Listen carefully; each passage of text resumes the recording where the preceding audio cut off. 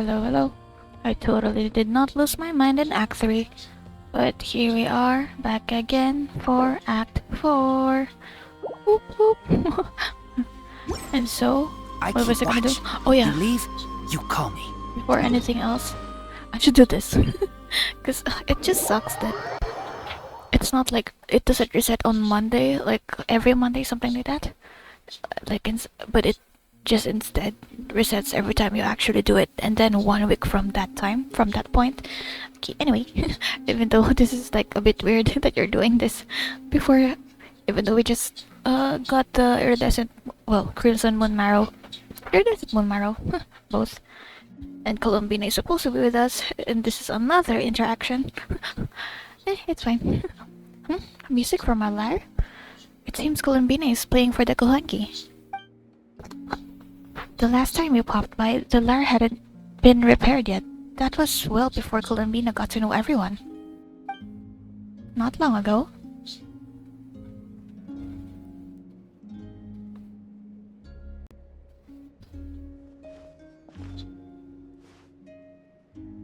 Oh?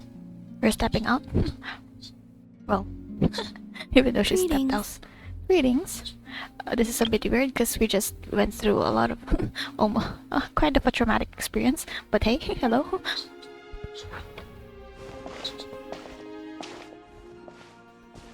Huh? Are you heading out, Columbina? Yes, I need to get a lyre repaired. Huh? What?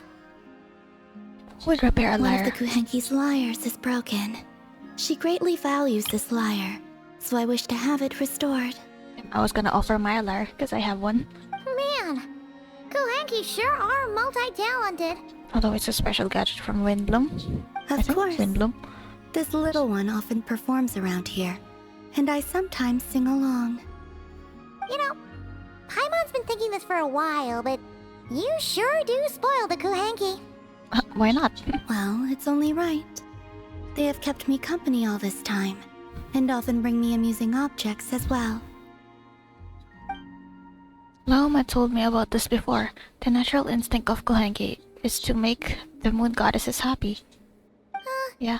If you don't mind Paimon asking, how do you plan to fix this lyre? Didn't you say you didn't want to be seen by others?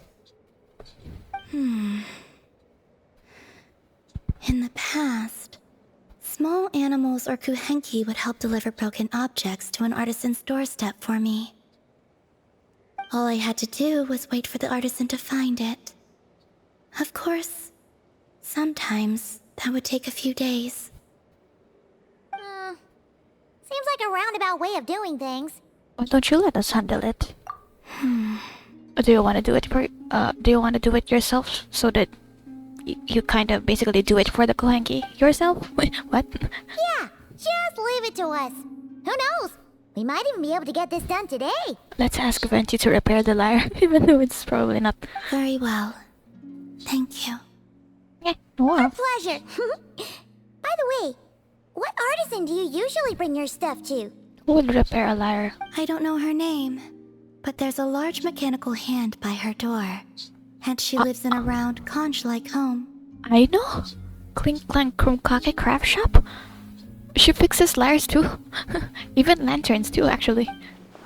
Wait, she must mean... The aroma of crumb kakes often wafts from within as well. Yeah. Yep. That confirms it. Yep, that clears it up for sure. Krumkake. Not gonna come with us? You appear acquainted with that artisan. I shall await you here. Cool.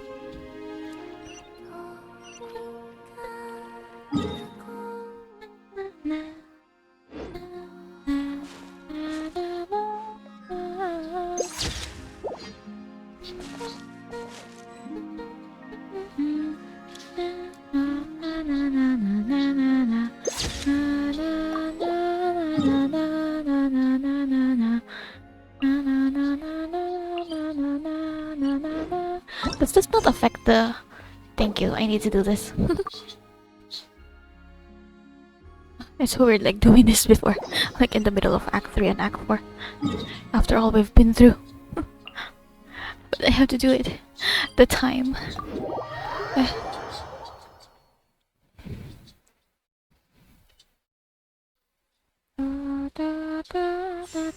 Might take a few hours for me to act for too.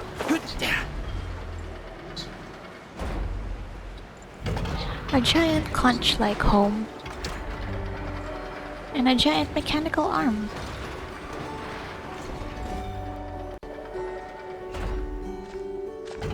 I know, Nefa. Are you home? I know. Wait, Paimon? Is that you? It indeed is, and me too. What brings you here, guys? Bring me any snacks? I have snacks. Paimon knew you'd say that. Here, we got you these on the way. What is it? Quick, hand them over. Nefa's gonna be back soon. Okay, okay. Is So, you here to hang out? What sort of fun things Curve should we okay? do? Actually, we need your help with something. Curve is fine behind her. Bro, that's literally a wind will last her. Ah, get that weird thing away from me. Why? Why are you scared of a liar? Weird thing? You mean this liar? It's obviously from months that because it has a wind will aster there. I told you! I don't mess with stuff that science and mechanics can't explain. I'm telling you, that liar just shows up on my doorstep at random. And after I fix it, the thing up and disappears. Oh no, that is scary. Not that I believe in spooky, superstitious stuff like that. Ah, okay. Seems like there's some sort of misunderstanding here. What do you mean? This star belongs to a friend who's a bit scared of strangers. Yeah, she doesn't mean any harm. She just has her reasons for taking the lyre back without being seen. Really? You better not be making this up. Not at all. Fine. I'm trusting you on this. I'll fix this thing for you, and this time I'll try to make it last. Nice. Wait for me here. I'll be right back. You really fix a lot of stuff. Even a lantern and a lyre. Knew we could count on Aino. Oh, huh? Paimon feels a little bad. Columbina's random item drop-offs had her so freaked out, though. She's here. Yes, she Oh. deserves something in return. I'm sure Paimon will be very surprised. Exactly. Ah! What are you doing here? You scared us. I have something to give you. Oh, Crumbcock, imagine. Huh? What are these? Oh, Mora? A few trinkets the Okay, never Kuhenki mind. collected. I thought the artisan might like them. Perhaps you could give them to her as thanks. Oh. Huh. What a weird collection of components. Yeah, alright. We'll pass them along. Take care on your way back. There could be people around here. Nefa, hello. She's back. I mean, I know already ate her. Wait, is Paimon gonna get surprised again? Paimon? Huh? What is it? Or turn around. Look at that. That's such a cute gesture or animation. Over there.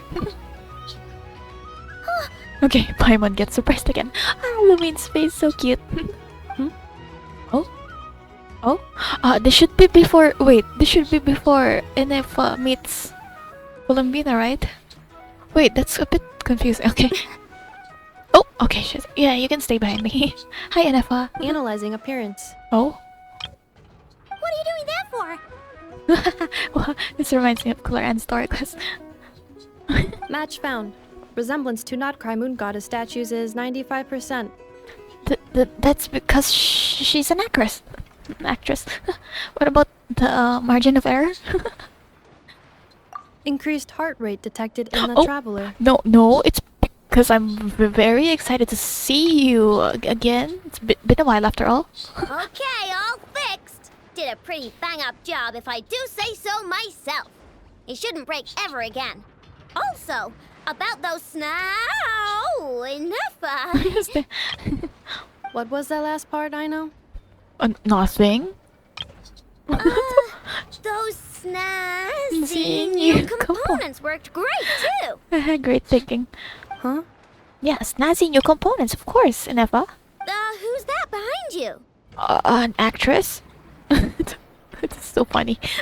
An actress. The person who needed the lyre fix. The one who's shy. We're just saying that outright for her. Looks familiar. Have I seen her before? Whatever. The most important thing is, I hid those snacks Paimon gave me. Oh, and Nefa's still suspicious of Aino. Look at the eyes. That's right.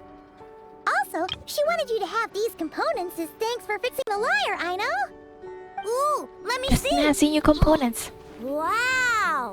Nice. These are rare and so old. You sure I can take them? Paimon's hands are empty. Yes. Oh, you can do it, Columbina. Well, I mean, in this version of Thank you Columbina. so much. If you ever need anything else fixed, just come find me. No need to be shy. Nice. Well, we got places to be, so, I know, and Appa, we'll swing by some other day, okay? This is an interesting shot. It's being blocked by this. Oh, we've got to get the damselette out of here, or Ineva will recognize her for sure. Oh, sure. See you some other time. Yeah, we totally didn't bring you any snacks at I all. gotta do some cleanup quick, or Nefa's gonna find the snack crumbs. Alright, until next time. Bye. I know. Oh? Do you have a keen sense of smell too? Yeah? Yeah? Would you like to frame these components or preserve them in Oh. any way? What? Why would I do that? They appear to be gifts from the moon goddess. Oh, okay. She picked up on it. Well, she realized. Huh? What are you talking about? Remind me to check your circuits later. It's a gift from the moon goddess, I know. Don't you know the moon goddess? Oh, new moon's embrace obtained. Weirdly placed between Act 3 and Act 4. How interesting. How confusing. Hi, Curve. Hi, Curve. Okay, let's go. Here we continue. Wait, actually, let me see this. Let me go back. Okay, it's not blue anymore. See, it goes. It's a week. A week. A week. Na, na, na, na, na, na, na, na, na. She supposedly has like the moonlight from both the eternal and iridescent moon. I guess she's gone. Are we back in the secret base? Record keeping Kohenki. View records. See? I missed 2 weeks? Is that 2 weeks? Damn, that's a lot. The genius mechanic repaired her broken instrument with great skill. You can't help but wonder what kind of music she'll produce. It tries its best to introduce you to its goddess. Ah, one of the Kohenki, yes. She seems to have fond memories all the same. Yeah, talking about the other harbingers. Rosaline, Arlecchino, Sandrone. Okay, now do we continue Act 4? All is foretold. Return to the base. Back at base, everyone is discussing what to do next. Then, an unexpected figure enters the conversation. What unexpected figure? Who unexpected figure? How unexpected figure? I have to check anything else. Oh yeah, I didn't claim this.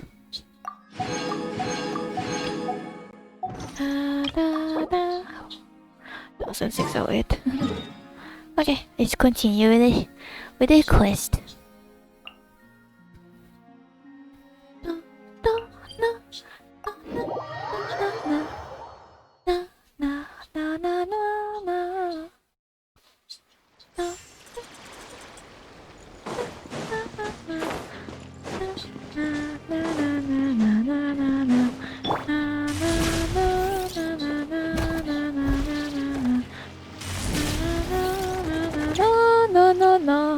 Hello? Oh, do you think the others are making good progress? Hope it's all going smoothly. Sure hope so too. Ah, Hey, hello. look! They made it back as well! Hi guys. Hello, Luna 1 characters. Prince! Lama! How did it all go? All is well, thank you. Nefer and Yehoda had to stay at the curatorium to wrap things up, so they won't be joining us for now. That's too bad, but yeah. I ran into Miss Nefa and Miss Aino on the way back. Their work is still in progress, so I suspect they won't be back for a while either. You seem rather cheerful today, Mr. Flins. I certainly am. I achieved what I set out to do and came away with more than I bargained for. More than you bargained for? Fighting alone can get quite tedious. Oh, But I had the good wait, fortune to run what? into a pair of brave young warriors. Girl, why are you biting my... No, wait. Wait. Albedo and Durin. No way. No way. No way. I don't wanna cry. We just started. We just started the quest. Why are you doing this to me? Oh my gosh. Ouch, I hit my wound. We meet again. How have you been? Hello. Albedo. When was the last time we met actually? Well, I don't... Simulanka? I think it is Simulanka. The after, like, word kind of thing. Cause Albedo, Klee, Wanderer, Mini Durin, Fischl, Oz. They were all there and even played the hide and seek. And then while Beidou talked to Wanderer and I'm... Oh my gosh. Wait, I'm so sorry. Wait, I just realized paralogism. 4 point... Wait, no, not 4. 5.6, that's paralogism. Why was my last meeting with Albedo supposedly Simulanka? No, it's a 5.6 paralogism when he was put on trial, and that's when he created this body for Durin. And oh my gosh, I can't move on. Again? Why can't I need to calm down. I'm calming down. Okay. Or else I won't be able to finish this quest. Albedo! What are you doing here? Did I really just say that the last time I saw Albedo was in Simulanka? It's a paralogism. Come on. Okay, it's been so long. I'm guessing you're here to serve Barca? That would be a natural assumption to make. It's also the correct one. Of course, they're like hiding Durins like this behind him. And also... Okay. These two courageously lent me a hand while I was fighting the wild hunt. When they told me they were Servarka's colleagues, it all made sense. I just realized, I wonder how Durin will talk. How? What's your personality? Huh? You're a mix of Durin and Mini Durin. And Mini Durin is wholesome as fudge. So then, like, what about the Durin part of you, huh? And also you have a piece of the Bakunawa, too. Goodness. Chemia. A chemia creation. Albedo. This is so much. I just started the quest. And it's already gone. It's already sunset. Okay. I'm too much. I'm so sorry. I apologize for my behavior. And given how people of outstanding talent tend to cross paths, it's no wonder you're already acquainted. We've met since 1.2 version. Bro did an experiment with us. Made us drink stuff. Okay. So, who's your travel buddy, Albedo? He's right behind him. That's such a cool shot too. Like right behind him too. Why don't you come and introduce yourself? Oh gosh, what is his personality? Oh my gosh. Oh, is he a shy type? Introvert type of stuff. It's nighttime. I took too long. A gentleman of few words, I see. And a rather stern countenance. I presumed you were acquainted with him. Is that not the case? This is our first time meeting Durin in this form. So, acquainted in a way. Wait, those horns, you must be. It's nice to meet you. Again. We've technically met before. Oh, you're so cute. Oh, I'm getting cuteness aggression. Oh no, that's your personality? That's awesome. Wait, Wait a sec. You're Mini Durin. Mini Durin. Yeah. Oh my, I'm gonna. That's right. It's me. Oh my. I'm glad to see you again. Yeah, the last time we saw you was when you were in the Mini Durin form in Albedo's office. This is awesome. By the way, he says it's okay Oh. if you drop the mini. Well, I mean, he's not so mini anymore, but still, he's so cute. Oh my gosh, this is. Oh, I'm just seeing the Mini Durin flashbacks. Yeah, I'm not as mini as I used to be. You're like, I wanna like keep you in my pocket. What the heck is happening? Interesting, isn't it? The first step towards blending into human society appears to be reflecting on whether one's name really reflects who they are. It's nighttime. I really just lost my mind for that long. Wow, you look so different. In a Look good at way, the of course. course. It's great to see you looking so healthy. Look at this smile. Ah, this. Okay, where's Wanderer? Where's your okay, friend? Your first friend, actually. Thank you, Paimon. And although you're as mini as ever, I understand that diminutives don't always convey endearment. I'll be sure to simply call you Paimon as a sign of my great respect for you. Okay. Oh, okay, okay. Wow, you're such a smooth talker now. Paimon could get used to this. From now on, you may refer to her as your esteemed guide, Paimon. That's. Little Paimon is pretty tiny after all.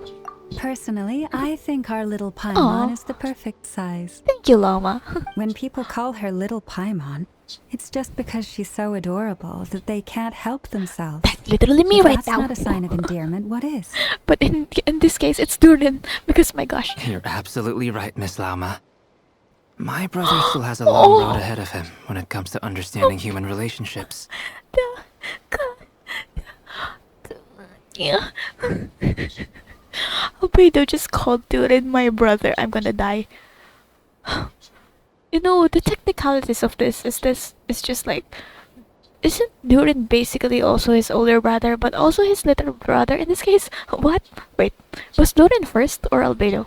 I feel like it's Durin first, cause then, how did Daughter feed the other Albedo to Durin? If you know, timeline. Anyway, speaking of long journeys, didn't Columbina, leave with you? How come she isn't back yet? I wonder if she'll get a new name at the end of this. Maybe. I hope. I don't know. She's been catching up with old friends. Wouldn't be surprised if she stopped for a cup of tea or 10 on the way back. A tea party. Uh-oh. People Oh. are talking about me. Oh, Hope it's nothing negative. not at all. Oh my gosh, what is this cast?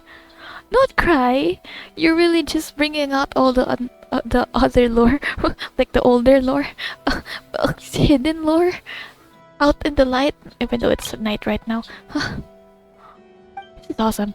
Seems like she's in much better spirits after meeting her old colleagues. What the heck is happening? Okay. Judging from your expressions, I'm guessing it all went well? Yeah. At least we didn't die. It's getting crowded here. I'll go grab some chairs. Why don't we just come in? No need. This is a job for an Oh alchemist. my gosh. I'll whip some up momentarily. Shadows amid snowstorms. That's when Albedo made chairs for us and a stool specifically for the traveler. Yeah. And the others with backrests. Viola, Amber, and Bennett. Did Paimon have a chair? I don't think Paimon had a chair. Thank okay, you sorry. for your hospitality, ladies Nostalgia. and gentlemen, but I was merely escorting my friends back. I'll be meeting Sandrone shortly, as we still have some things to discuss. It's been a pleasure, everyone. But this is where I'll say goodbye. Oh. Also, Flynn's aren't here. Why are you just underwater there? You can just move aside, you know. Why are you all the way over here? We Sorry, really that distracted me. appreciate your help. Thank you, Arlecchino. Oh, come on. Spare the formalities. Aww. I'm just glad I could help out some true friends. I'm gonna keep losing my mind every now and again. I understand. Well, bye for now, Harlequino. Bye. See you again. Oh, this place is hopping. It's probably a good thing one of us left. Otherwise, we might not fit all these people in. Bro, how do we enter this place? Are you Seriously. saying we're about to run out of chairs? Oh, I mean, Albedo can make some more. As a matter of fact, I am. Come on in and see for yourself. Are there more people inside? Please, I can't take any more.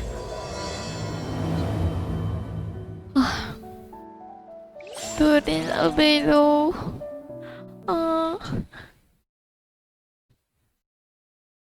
This is too much. I can't. Oh, music. Stop! I can't do this no more! I can't do this no more. I can't. Stop. Stop this. Stop it. Stop it. Cease. Cease this. Cease this. I swear to gosh, I can't take anymore. Please tell me it's only Dainsleif. Even then, Dainsleif is already a huge enough presence for me to lose again. To lose again my mind? To lose my mind again. I'm gonna be here till tomorrow, I don't know. Hello, Dainsleif. It's been a while. Where did we last meet? I think a space and time for you. And you were actually stabbed by your teacher. Damn, that was crazy. What was the name of your teacher? I already forgot. Oh gosh. So much. Albedo, Dory, Albedo. I overheard your little chit-chat outside, by the way. With Miss Columbina's colleague gone, we should be back to the original crew plus the other colleagues I brought in. What in the world is...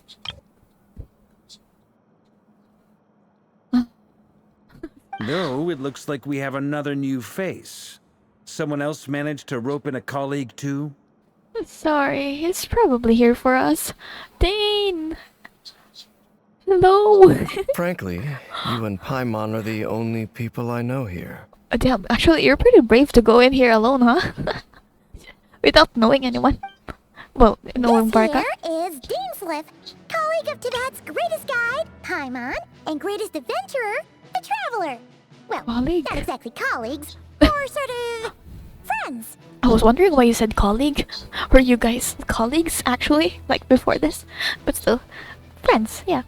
When someone else jumps in to do the announcing, you know you're speaking to someone important. Look at that smile, please. Let's hear what he has to say. This is so much. Let's hear what it has to say. I can't even... Note to self. Once Paimon knows your name, the rest of the world will soon follow. Yeah, of course. It's When Paimon. he comes looking for us, it's usually something important. Paimon's guessing you've heard about the Wild Hunt, then. From the looks of it, you're about to hold a meeting. If I were to say that the Wild Hunt is our mutual enemy, would that earn me a seat at the table? You are hunting the 5 sinners, right? So, huh.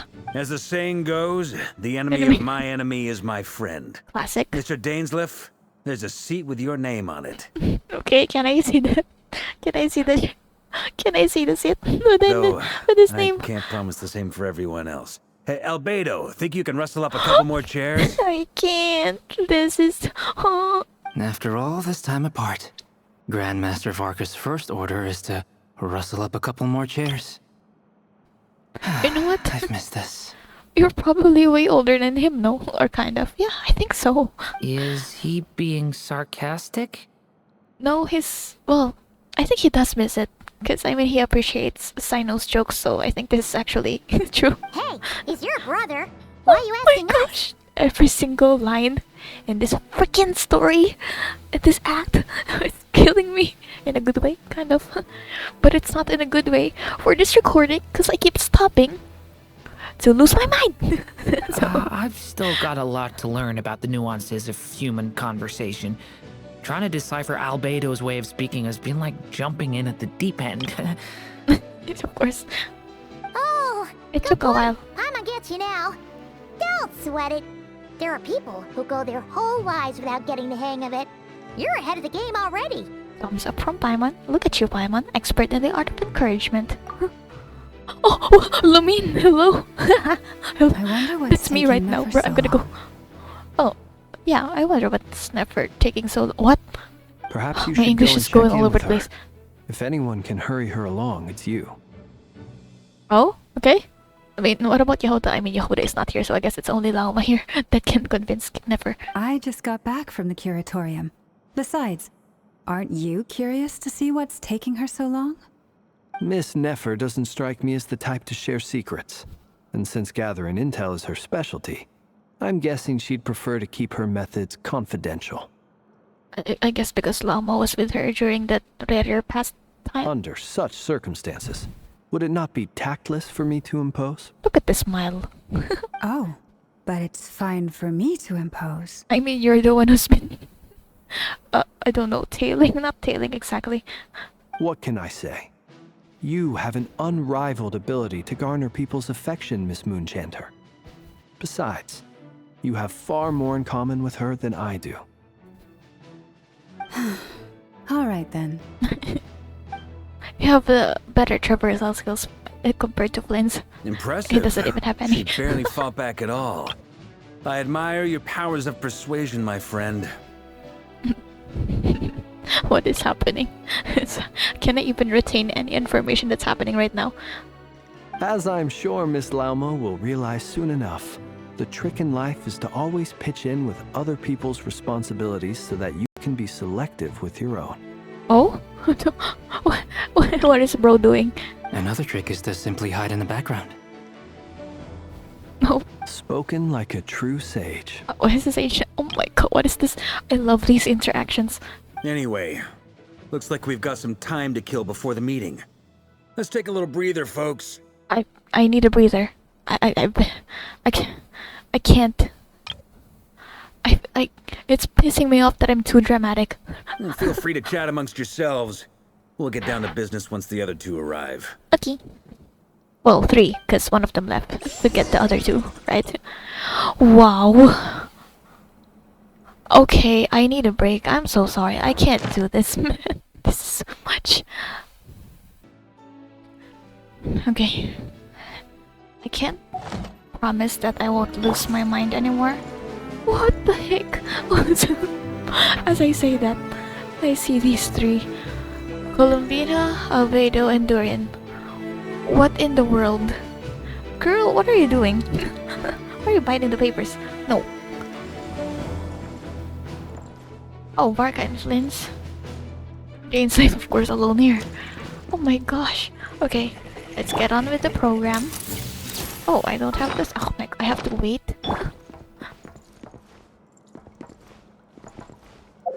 No, don't. What do I bring up? You. Wait, who else? Who do I bring? I don't even know. You know what? You can stay as you are. Let me turn this on again. Smile!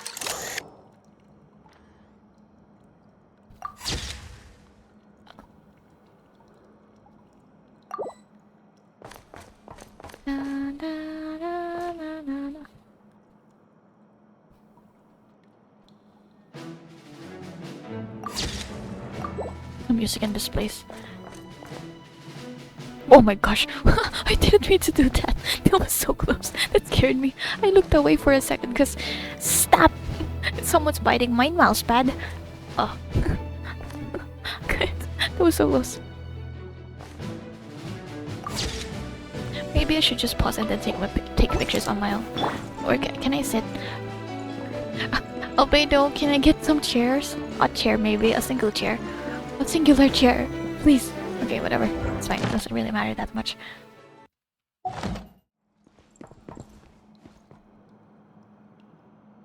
Do I even talk to first? Hi, Dane. Is there something you'd like to say to me? How'd you find the secret base? Secret! Yeah! For starters, why'd you just show up here without even giving us a heads up? If you think back to our previous interactions, you may recall that that's hardly out of character for me. Yeah. You do have a point there. Sorted out your accommodation yet? Oh yeah! You'll need to find somewhere to stay the night too, right? Wanna tag along with us? You never know. We might get a group discount. Yeah, we have a huge room. You can sleep on the couch. Sure. Let's do that. Really? Okay. Great! Paimon will handle it. Thank you, Paimon. And in return, we can get Dainslift to be our very own personal bodyguard. Paimon, you're thinking out loud again. Also, like, I can protect myself, and I can protect you too. And If that's what you had in mind, you should have said so sooner. Oh. I'd be happy to help. Are you Dainslift?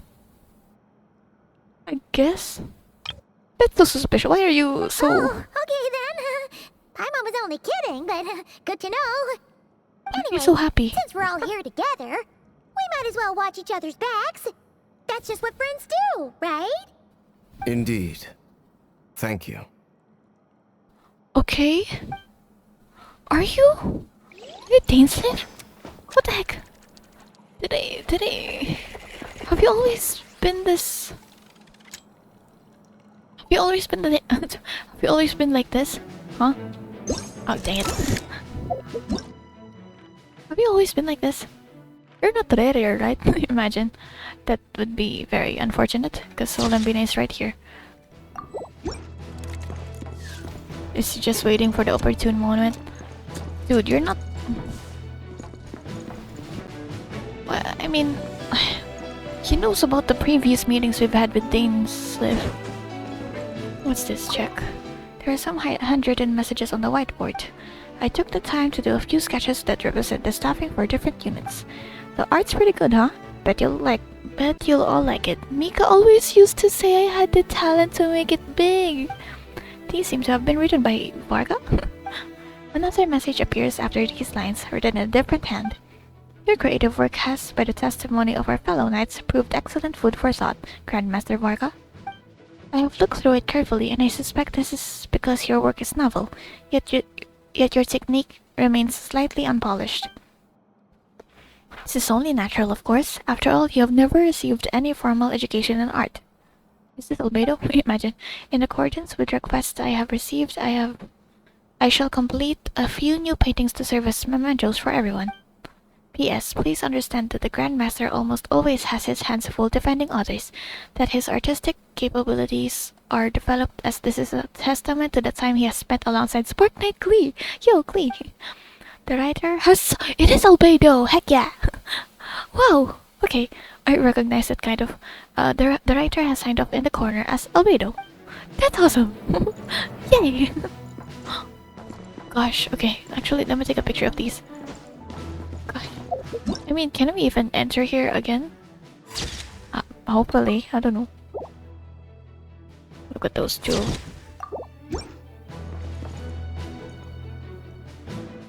Okay. I wanna leave them last. Hello, everyone. I wanna see.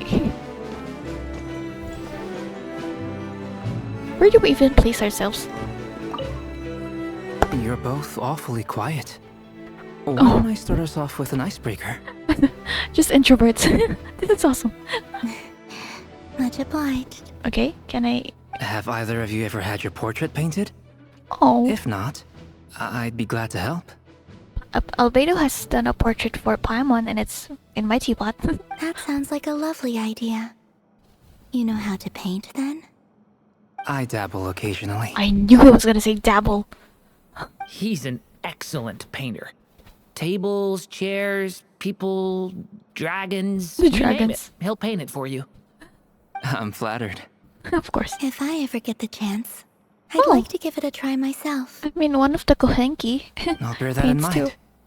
Anyway, how about you, Durin? What sort of portrait would you prefer? Oh, I'd be fine with anything. Whatever style feels best to you. Very well. Then I'll play it by ear. You can replicate any style I want? Oh? I can try. If you show me a sample, I'll do my best to match it. I wonder if she'll show the drawing that the Kohenki made for her. Thank you. In that case, I'll dig up some reference material for you. Dig up where? Dig up where? Where do you dig up the reference materials? Why is this dog?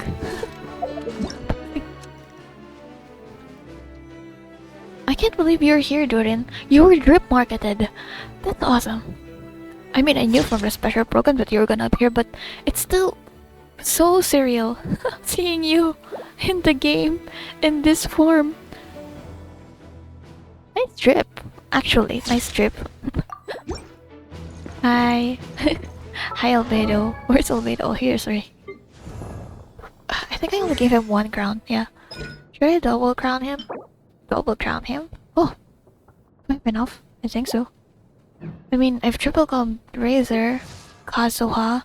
I gave 2 crowns to Mawika knowingly, and I gave 2 crowns for Zhongli unknowingly.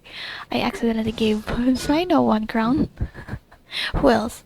I think that's all actually. That's crazy. Yeah, those are the crowns I've used. So then, I feel like you deserve another. I feel like I need a triple crown. Albedo. Dude, 913. That's my birthday, buddy. 913. That's why when I found out in 1.2 version that we had the same birthday, I was so happy. Or you released like December something? December 2020? Man, 5 years ago. Albedo, I've known you for 5 years! How crazy is that, huh? Can I see your weapon? Rosina, where's Spindle? This one, and then where's Purina? Let's turn this R5. That's why I'm losing my mind. It's been years. And now you're here too. A brother, another brother. I knew I was gonna do that, but I still did it. Another picture, even though I already took some pictures. Look at you. Your personality is adorable. Okay, let's talk to Barca influence. Because, man, yeah, I really can't. I won't be able to finish this quest if I keep doing this. Truth be told, I can't remember the last time I was in a meeting with so many people. You're not alone there, my friend. The Lightkeepers also struggle to bring everyone together for a serious discussion. Who are the members of your HQ? Because they don't seem to be. I don't doubt that. I've only ever met 2 Retniki, one being you, and the other being that young guy, Itlua. Ilua? Sorry, I want to hear you then. I don't doubt that. I've only ever met 2 Retniki, one being you, and the other being that young guy, Itlua. Ilua? Ilua? I've been saying Iluga. Ilua? Ilugua? Ilugua? Itlua is a good apple. Oh my gosh. I'll give him that. He's kind, honest, and regularly delivers supplies to my lighthouse. A true Ratnik to the core. In that sense, he puts me to shame. Yeah, that's one of the names in Flince's thingy. There was also another name that I forgot. Where was it? Does it start with N or A? Not Nicole. There was another name with Ilo. Wait, how? Itlua is a good... Huh? How do you say that? Itlua is... Ilua? Ilua? Itlua is a good... Oh, that's such a hard name to pronounce. Ilua. Ilua. Ilua. Ilua. So you're what? A fake Ratnik? That's what it sounds like you're saying. But I get the feeling that's not quite what you meant. With a smile. Oh? Oh?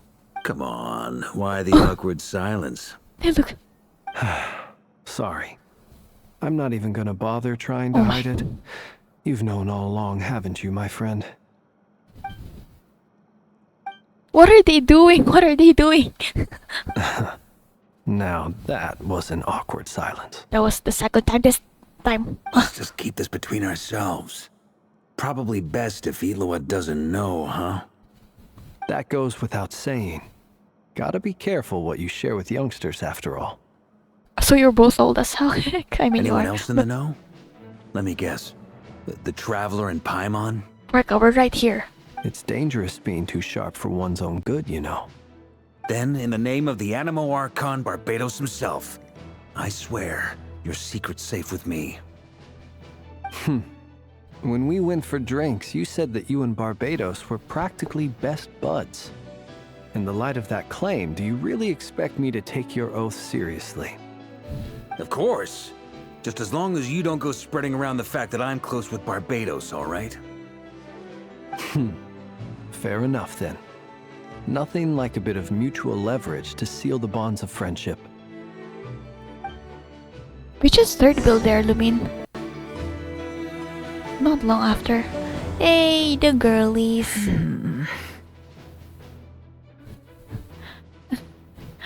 Never same.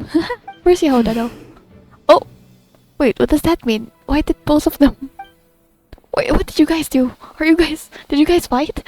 What's happening there? Why did she roll her eyes too many people? Miss Nefer, you made it after all. Why did they roll their eyes? But what about Yehuda? True, I was asking about that. I'm here to give you an update on how things are going on our end. Once this is over, I'll be heading straight back to continue my work. I left Yehuda back at the curatorium to watch over things while I'm gone. Huh. So much for just this once. Shh! Not so loud! We're on a roll here! What if she remembers and suddenly decides to back out? Did you say something, Mr. Varka? Not at all. Huh? I didn't say anything. Right, Flint? Well, why are you asking Flint? Must have been a frog. They get so noisy around Oh, here at there is a nighttime. frog. It's like they're putting on a concert in the background. Varka is a frog. Anyway, before we begin, there's a few introductions to make. Let me start by saying that it's an honor to be speaking before so many distinguished colleagues and collaborators. First up, we have Miss Lauma. As Moon Chanter, she's the leader of the Frost Moon Scions, a local religious community in Nod-Krai. Then there's Miss Nefer, boss of the Curatorium of Secrets, an intel gatherer extraordinaire. Nefer is leading the investigation into Rarer's background, assisted by Yehuda and Lauma. From the little I've heard, they're making some great progress. Over here, we have Mr. Flintz, a ratnik and guardian of the abandoned lighthouse. In our last operation, he courageously distracted the wild hunt to buy time for the rest of us. That's 3 factions now? For those of you who've never met, this is Mr. Albedo, a renowned alchemist and captain of the Knights of Favonius investigation team. By his side is a new face for us all, myself included. Mr. Durin, who has come to lend his aid. Brothers. Yeah, it's hard not to be a fan of Never mind, granddaughter. Although she's made all her creations so far has been precious. Well, you know, with towns aside. Elinas, Durin, Albedo. And in turn, that also made like the Melusines. Who else? There's so many. But yes. Goodness, right, granddaughter. Next up, we have the Moon Maiden and former Fatui Harbinger, Miss Columbina. Then we have the Traveler, who's earned more titles than I could possibly hope to list out, so I'll spare you the rundown. And Paimon, the ultimate travel companion and quite possibly the best guide in all of Tevat. Heck yeah! Wow! That's a lot of people! Great turnout! It's awesome. I love it so much. Miss Nefer, it looks like you might have another job coming your way, so, congratulations on the booming business, I guess. You think I haven't got enough on my hands as it is? Who's looking for me now? That would be me, Miss Nefer.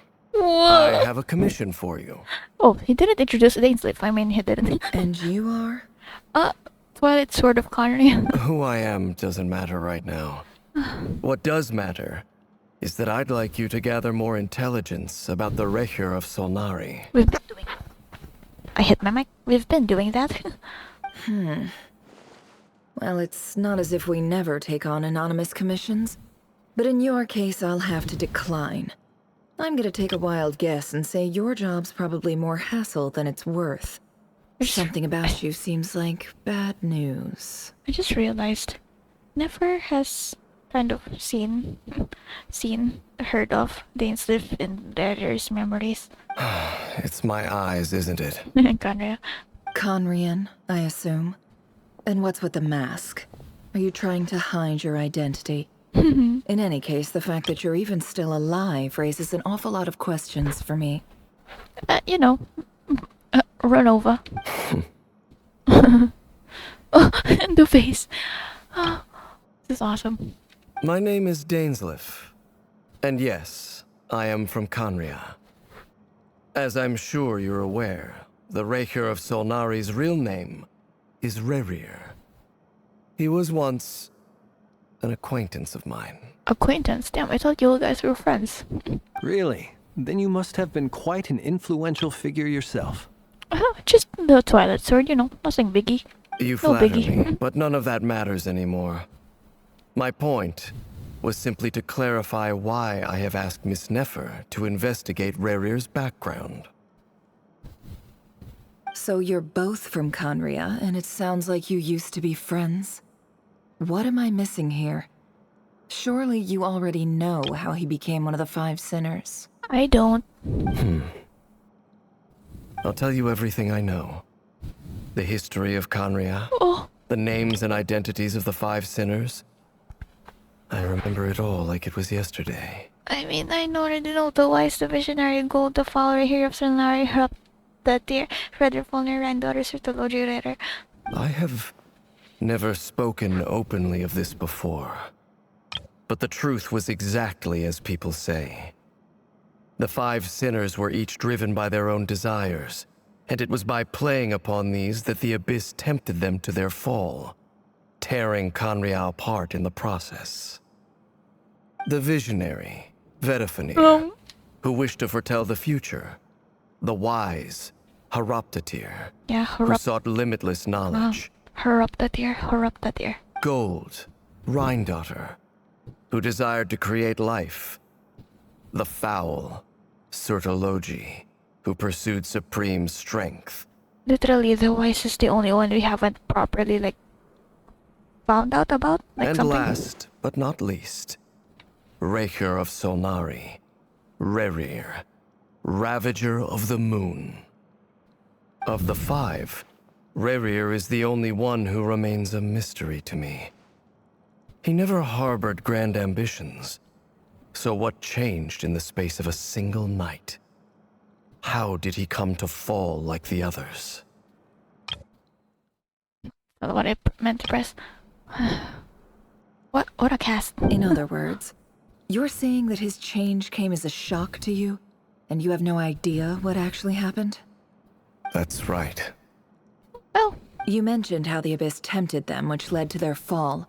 But what did that look like in practice? And what other context can you give me about the events of that time? The more detail you can give me, the better. Strangely, now that it comes to it, I hardly know where to begin. The fateful night took place during the era of the Eclipse Dynasty. One day, my elder brother, the visionary, Vedifenir, was summoned to the palace by the Vinster King, only for the king to gouge out his eyes and cast him into the dungeons. yeah, I think I did hear about Visionary, the Vedderful being blind. Oh my, wait. The Conria lure going out into the world. Okay, Eclipse. When I came to hear of this, my fury knew no bounds. I gathered together every ally I thought I had. I thought I had. We set a night to storm the palace and free Ved. Oh, that's the Ved. That's the one. That's the name he called his brother in the flash, in the memory, rare memories. Centuries on, the memories of that night still haunt me, like a never-ending nightmare. We broke through the palace gates, just like we had planned, each striking towards our separate targets. But then, I was betrayed. Even Vedifenir, the very person I had come to rescue, abandoned me and partook of the Abyss's power. So, it's personal after all. Then tell me, Mr. Dainsleif, what price are you willing to pay? You, of all people, must know that nothing comes for free. Even pay for this. I cannot say what price would be worthy of such a commission. But know this, Rerir was not always a madman. Believe it or not, there was a time when he was just an ordinary man, working for the Conrian Intelligence Service. Oh, we know. We saw it ourselves. Well, Nefer Lama and Yehuda did. Uncovering the truth of Rerir's past is the only way to unravel this mystery. But before you decide if you will accept my commission, I will tell you more about him. Enough, I hope, to help you plan your next move. Sounds pretty good to me. Feels like we just flagged down a random passerby, only to discover he's actually a master strategist who has a score to settle with our enemy. Must be all that good karma I've been building. Who knew having a Conrian friend would come in this handy? Well, we have another Conrian friend. Gaia! Hello! Oh dear, this is gone. Oh man.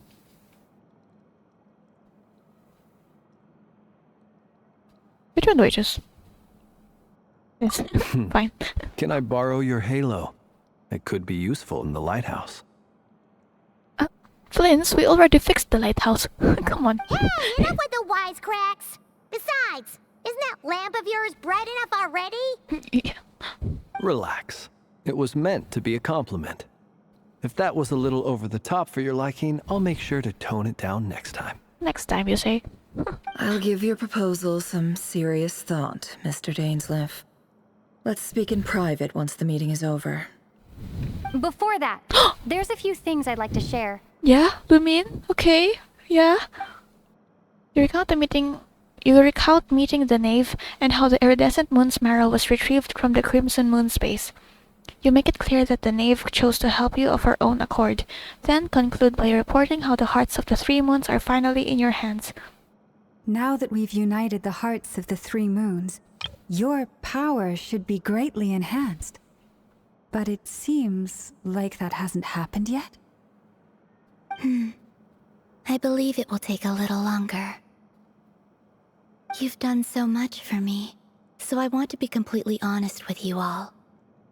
Even though I'm doing a lot better now, the truth is, my recovery will likely be an ongoing process. From the moment I was born, my power has been slowly ebbing away. And that is because Tevat has never accepted me. Even with the moons united as one, it seems my rejection cannot be undone. So far, I have yet to find a solution. It may turn out to be a problem that will plague me until the day I finally leave this place behind. You're gonna go outside Tevat? Even so, I will do everything in my power to help you drive out the Ray here of Solnari. As Arlecchino put it, this is not about chasing the spoils of victory. It's just a gesture of heartfelt gratitude. Kutar. Seems a lot more energetic and positive than she did when I first met. Defeating the Ray here of Solnari will be no easy task. While my strength slowly recovers, we'll also need to gather more intel. Naturally. We should take all the help we can get if we hope to defeat him. We've considered several viable plans now, but our choice hinges on the answers to a few key questions. I was just thinking, with what Dainsleif said, if Rere didn't really have, like, this strong ambition, then this just means that Rere is basically the weakest of the five sinners, right?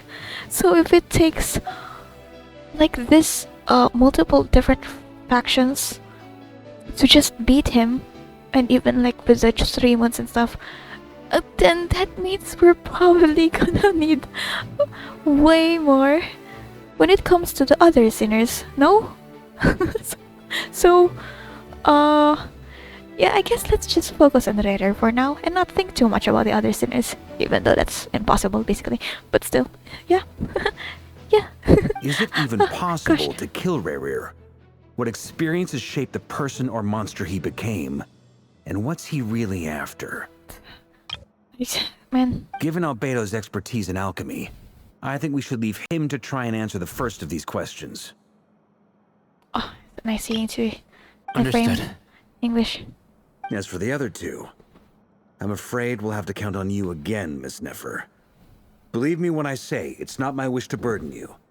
But right now, relying on your skills is our only option. So you're placing all your hopes on me, huh? Oh, special program code. We can't thank you enough for agreeing to help us. Honestly, I can hardly believe how lucky we are.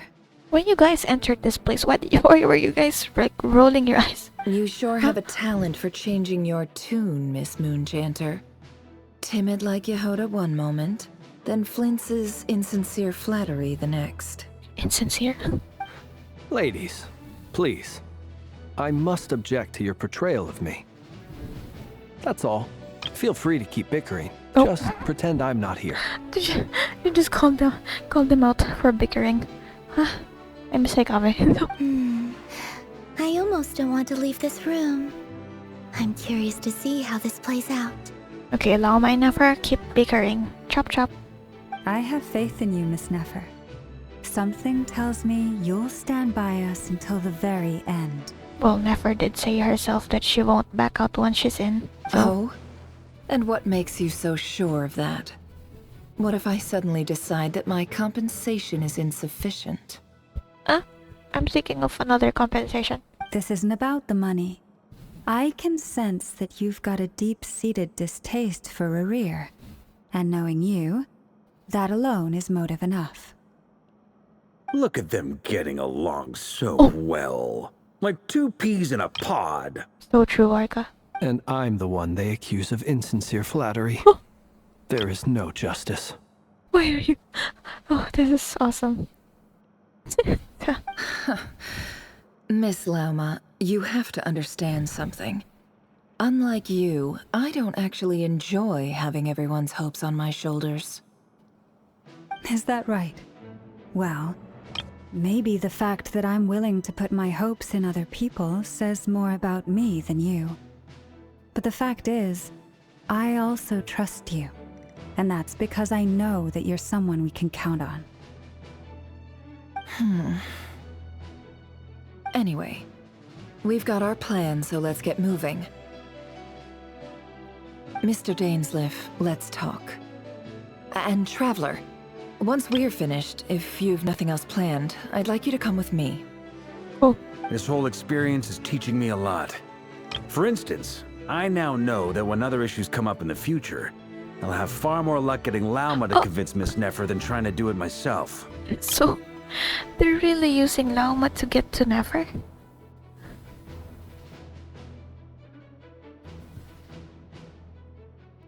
They're feeding me. Hate to say it, friend, but that's one of the funniest things I've heard in a while. I think you love to say it, friend. Huh, friend. Why? You think I've got it wrong? Quite the opposite. But what makes it so hilarious is how long it's taken you to realize. Nefer and Dainsleif converse intently for quite some time. From the gravity of their expressions, you can tell how heavily the next stage of the plan weighs upon them both. After a short chat, Albedo and Durin head off with Varga on what they describe as a sample finding mission. Lauma steps out for a while, then comes back loaded up with emergency medicine. She tells you that while people rarely expect to get hurt, it's her duty to be ready when they do. You and Paimon wait patiently for Nefer, content to see how well everyone is working together. Once Nefer finished, you follow her and Lauma back to the curatorium. Oh, Mel? Varga and Flinch, Lauma and Nefer, we're in curatorium. There's a note message board. This is the curatorium of the I can't read anymore. This is the curatorium of secrets message board. If you have any feedback or suggestions regarding a commission, please leave a note.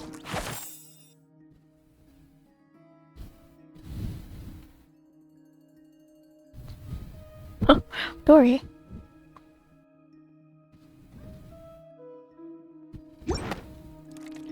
Ashru, you can answer in the message board.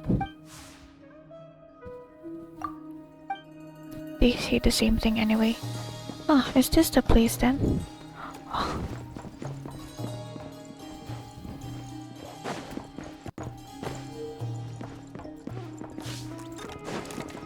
Last time I tried to come in there, but I couldn't come in.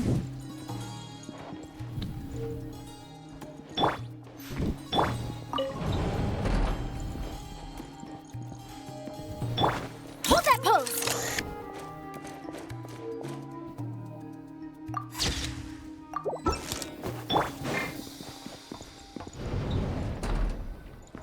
Say cheese!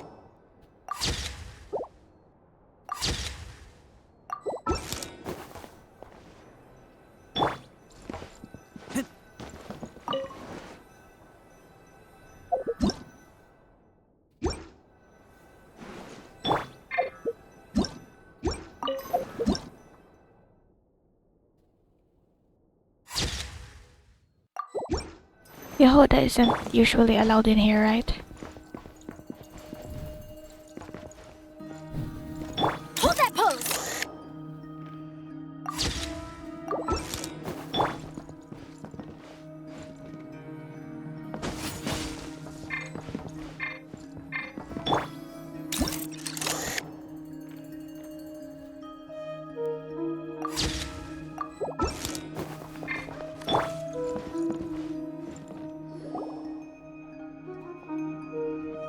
Thank you for waiting.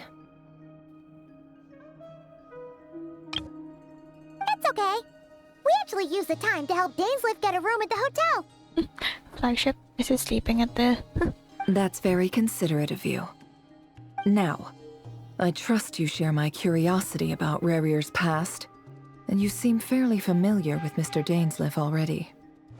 That's right, we've known each other for quite some time now. 1.4 version? Was it the same time as Windbloom? I think, I'm not sure. We spoke at some length after the meeting. He was the one who suggested I should invite you to join this operation. He feels confident that these secrets will be safe with you. Dane has a lot of faith in us, that's for sure. Thanks for your trust too, Nefer. Likewise. I appreciate that you got right on board without interrogating me about why I invited you. It shows that you trust me to explain everything in due course. That's because we know what you're capable of. We appreciate you too, Nefer. You might have been forced to help in the beginning, but this time, it was your choice. That's one way to put it. Another is this, that once a decision's been made, it's set in stone. After that, my only goal is to see it through. That's what you said, yeah. Alright, so here's how it is. I'm going to access Rarier's thoughts again using my confidential method. Now, I'm sure you've seen things like this before on your travels, so you're surely well aware of how dangerous it can be. Uh-huh. The reason I've gathered you all here is to ensure my safety during the proceedings. I plan for us to enter the fragment of his consciousness together, and once inside, I will focus on searching for information. Think of this as a diving expedition into someone's brain. If I'm the diver, you are my safety equipment, tasked with keeping me alive while I'm under the surface. Once the ceremony begins, we will all be spying on privileged information. But in the interests of safety, you must remain absolutely silent at all times. We will discuss our observations after the ceremony has concluded. Lastly, any individuals of a weaker constitution are advised not to partake in the ceremony. In any case, Paimon has her own job to do, which requires staying in the room but not joining the ceremony. That means she'll be all alone here without anyone talking because we have to stay absolutely silent. That's scary. But who? But Nefer conspicuously left out the details of her confidential method. I guess her brain diving techniques are a trade secret, yeah? Well, good luck, everyone. can do is cross her fingers and root for you guys. There's a little more to it than that. I was being serious when I said you have a job to do. While the rest of us are inside Rarir's mind, it's imperative that we have a team member on the outside. Okay. In the event that something goes wrong, you will be our first responder. I don't anticipate any issues, but the extra level of safety will be greatly appreciated. Okay. I second that. This is a dangerous operation here, and you're our whole rescue team. That's pretty much the most important job in the crew. Heck yeah, you can do this, Paimon. So, Paimon's like the lifeguard? Yeah, that makes sense. Alright, got it. Can you even swim? I mean, she can dip in the hot springs and the bathhouse. So, hot springs and a bathhouse, so. Good. Please, take a seat. We'll get started momentarily. Although she always had a floaty. What you call? I forgot what those are called. So, did Mr. Dainsleif tell you anything else? He told me that he believes Rarir kept some big secrets in his life. He's not sure that they were the cause of his eventual downfall, but he's asked me to uncover what those secrets were all the same. But surely you're not planning to go through with this, no matter the cost. If you think that, you'd be overestimating me. I'm a businesswoman, not a mercenary. But I do have my own professional reasons for taking this job. You think I'd turn down the opportunity to get a first-hand glimpse into Conrian history? No chance. Well, as long as you don't let morbid curiosity get in the way of safety concerns, we're good. We'll do whatever we can to help you. You're such a killjoy. The way she said that. She's got incense, candles, almost feels like a summoning ritual. Seems like Nefer still has no intention of sharing her trade secrets, but now's not exactly the moment to pry. Oh, it's back. I see there's a chess set on the table. Could that have been something to do with her intel gathering methods? Alright, I'm good to go. All set over here too. I'm ready as well. Do you not have a chair, Yehuda? Promise, Paimon, you'll be extra careful. Pinky promise, Paimon. Alright. Let your whole body relax. We're about to begin. So, Yehuda, can you not get a chair for you? You're just gonna stand there. Close your eyes. Can we get a chair for Yehuda? Please? Oh, what's happening? It's just really just gonna stand there? That's not...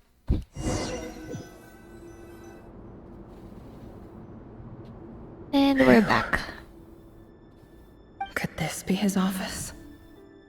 I see Sparkies. Pretty standard setup. Bookshelves, paperwork, files. According to Dainsleif, Rarir used to be an intelligence operative. Chances are there's plenty of top secret intel stashed away in this room. Is this the place where he was writing down something? In the trailer? Is this where you keep your secrets, Rarir? I think it is. Can't say I'm not looking forward to this. Oh, we're back. That is the place. Yeah, that's the one where I thought he was Reed Miller. But it's actually the editor this whole time. Come on. Examine device. Wonder what kind of encryption technique this is. Seems like it has to be inserted into that camouflage device nearby. Aha! It's an audio recording. Oh. Please, hear me out. I can't shake this feeling that someone's been spying on our house. No, I'm not being paranoid. It's true. I saw someone dressed in all black. It was a couple of days back, but that was on another street, not near my house. I swear, I know what I saw. There's a note in the margin. Surveillance of the Runfarther residence has concluded. We apprehended the target and filed the mission report last night. Could the voice in the recording belong to one of Rarir's targets? Crimson Moon descendant and member? Which one is it? Investigate documents.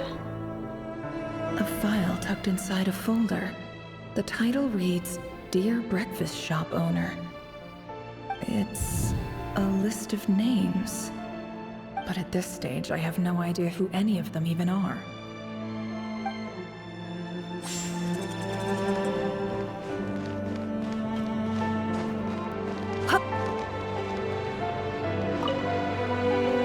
Bookshelves full of documents. Looks like these are all files, packed with the personal details of individual Conrians. The Crimson Moon dynasty preceded the eclipse. Since Rerir worked as a secret agent during the latter, it stands to reason that he was tasked with purging remnants of the old dynasty. Yep, lines up exactly with what Dainsleif told me. Didn't the others read your mind while you're thinking, Never? Oh, can't get out. Okay, goodness. There are other rooms though. What's this? Another one of the plant. Can't get out. Oh, ceiling.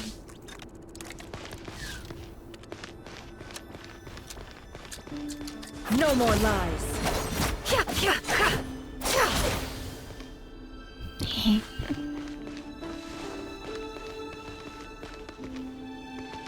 Examine box. Oh. Wait a minute. I can't really recognize the crest. It's too hard to look at. I mean, it's too hard to see what it is. Containing a ring inlaid with a precious gem.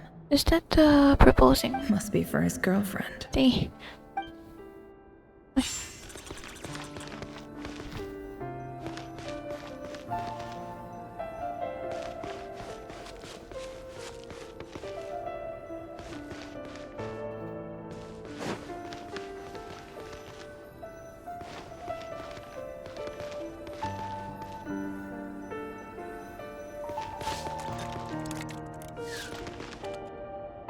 I kinda wanted to see if their eyes had... Oh, I can set.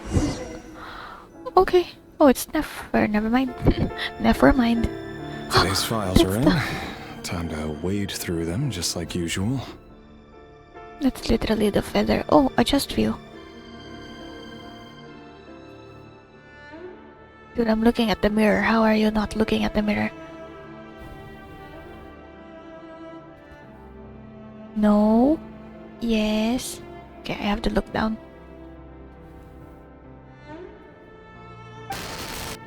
Male, 51. Occupation, cook.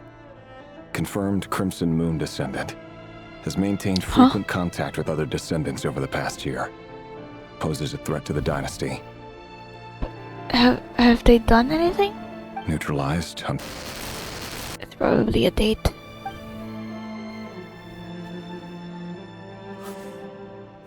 This one should be archived under purged targets.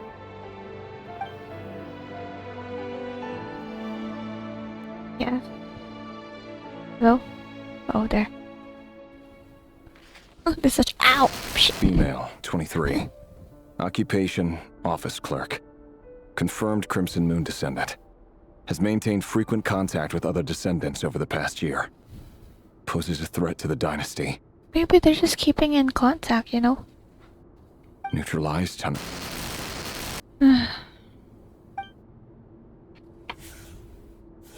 Another one for purged targets.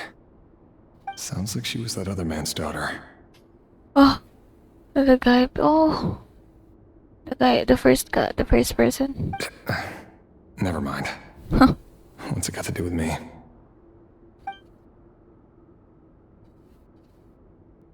Man. Male, 40. Occupation, teacher.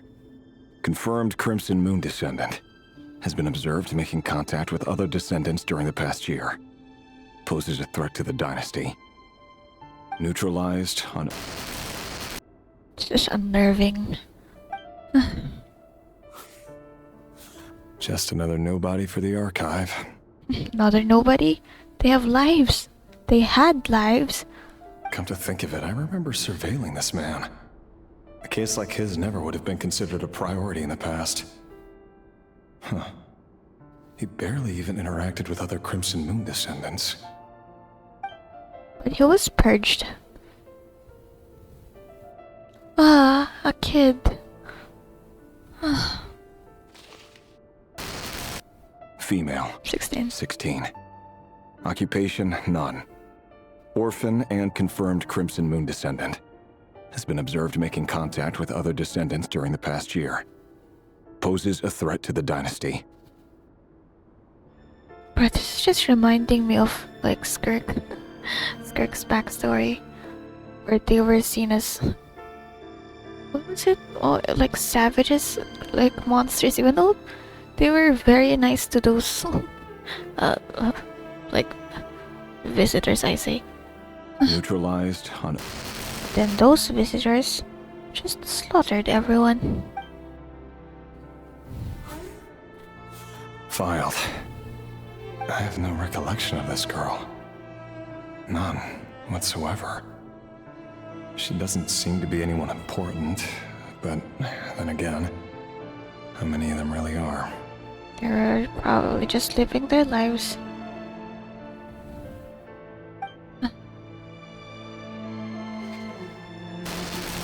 Female, 13. Occupation, none. Orphan and confirmed Crimson Moon descendant. Has been observed making contact with other descendants during the past year. Poses a threat to the dynasty. Neutralized and...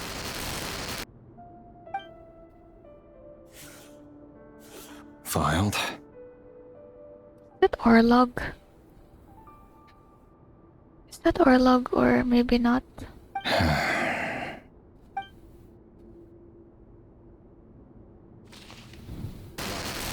Male, 11. Occupation, none. Orphan and confirmed Crimson Moon descendant. Has not been observed making any contact with other descendants during the past year. Poses a threat to the dynasty. Has not been observed making any contact with other descendants, but probably still purged. Neutralized and...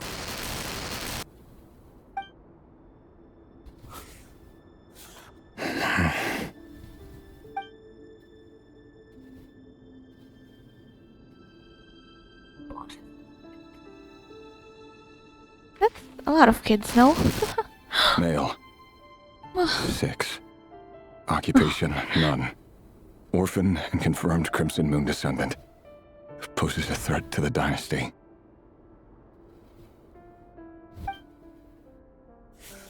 It's so... You can hear it. The way he said 6. Realizing the ages of these people that they've killed. And then... It's funny. Oh, what the heck? Your job is becoming both harder and easier at the same time, depending on how you look at it. Is this Featherfall here? Sooner or later, the Crimson Moon descendants will be completely wiped out. But as their numbers dwindle, they become harder and harder to track down. That's not how it is.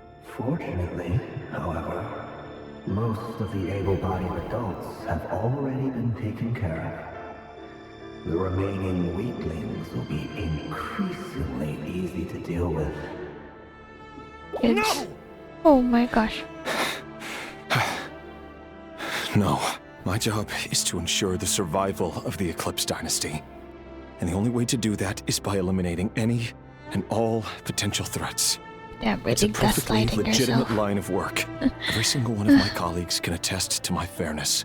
And if my friends were aware of the facts, I know they'd back me up too. Assuming, of course, that they were aware of all the facts.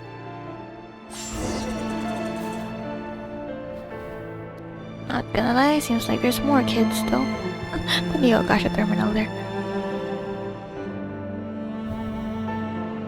The young ones. He looks even gloomier than last time. I wonder what's changed.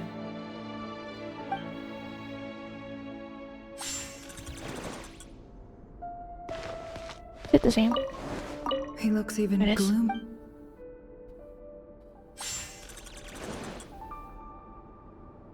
Look for a feather falner. Huh. This is the place, yeah.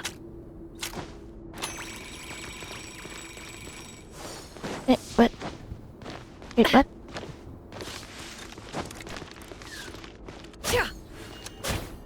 Huh? Hello? Here? Here? Oh, here. Probably here. Yeah. Oh, is this where you go? Is this the same? That's where your house is, and then this is where your office is? That's pretty close. Or probably just the sake of this. Mr. Vettelfnir, it's been quite some time since we last met. Since the last drinking with Dainstef? Revier, I trust you're here because you have something important to discuss. Forgive me. I wasn't tuning out, it's just, I noticed you didn't even phrase that as a question. As if you knew I was coming. Isn't he the visionary? Tell me, does someone in your position ever feel the need to ask questions at all? It is indeed within my power to foresee certain things. Things like your arrival. I was just thinking. It won't be long before I'll be inviting both you and Dane to my wedding. Yeah? That isn't a lie, but nor is it a fact as such. It's a wish, isn't it? No fooling a prophet, is there? Ever since that day we met for drinks, I knew it was only a matter of time before you came looking for me. Does it feel good? Knowing how the future will unfold. I think no. I'm afraid the notions of good and bad fail to capture the complexity of what such a power entails. Yeah. Once you've seen what will come to pass, it can be all too easy to succumb to fear and melancholy. Unless, of course, you learn to abandon these feelings. So you just jade yourself? You just become jaded? You fear my silence, and long to hear the words I left unspoken that day. That's right. You must have noticed my reluctance to broach the subject. And the reason is simple. Because the truth could never have lived up to your hopes. For both our sakes, such words are better left unsaid. The burden of prophecy was never meant for your shoulders. So who exactly do you deem worthy to hear your prophecies? None but our exalted king? Or rather, our king as he once was. You're closer to His Majesty than I am. You must know better than anyone how much he's changed. You say that as though it is to my benefit. Yet precisely because of that, I dare not speak rashly. A king can turn out to be the most virtuous of rulers, or a tyrant more terrible than the most vicious of dragons. You are so wise and far-sighted, yet still you would have me live in fear of the unknown? You make a fair point. Especially given my silence alone was all it took to send you spiraling downwards. Very well then. Let me offer you some advice. And I say this not as a prophet or a visionary, but simply as the brother of your friend. For many reasons, there is very little chance of your marriage ending in happiness. If happiness is what you seek, you should find another fiancé. Yeah, I wonder about that. Because it was Lindis herself that made her feel love. So another fiancé doesn't just cut it. But then here's Federfalner saying this. And yeah, that doesn't sound. I was gonna say Seymour. Hold on. There's that same black fog again. Could this memory belong to Thelindis? Probably. Guess I'd better tread carefully.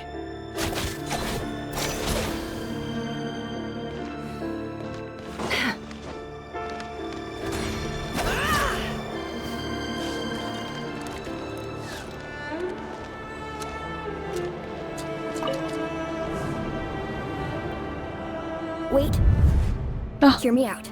Arlog, okay. This you have a time we different here. finally got a clear look at his face and learned his true identity. Yeah, there. His name is Rayrir, and he claims to be one of the king's guards. What did you say? A cruel irony, isn't it? The man you're set to marry leads a double life as a brutal executioner. Why are you telling me all of this now? Simple. It's because I want you to kill him. You are the only person he would never suspect. No, absolutely not. I would never dream of doing such a despicable thing. So you'll just stand by and watch him slaughter us to the last? Do not forget that the blood of the Crimson Moon flows in your veins too. Wait, is she like a half-blood then? The blood of the Crimson Moon? What does that matter now? The dynasty has long been dead and gone. You think that alone is reason enough for me to throw away everything I have? Why wouldn't it be? True. Well. You two were once a child of the Crimson Moon, just like me. Don't tell me you've never felt so much as a flicker of fury for the way we were trampled into the dust. Is she like a half one? Half?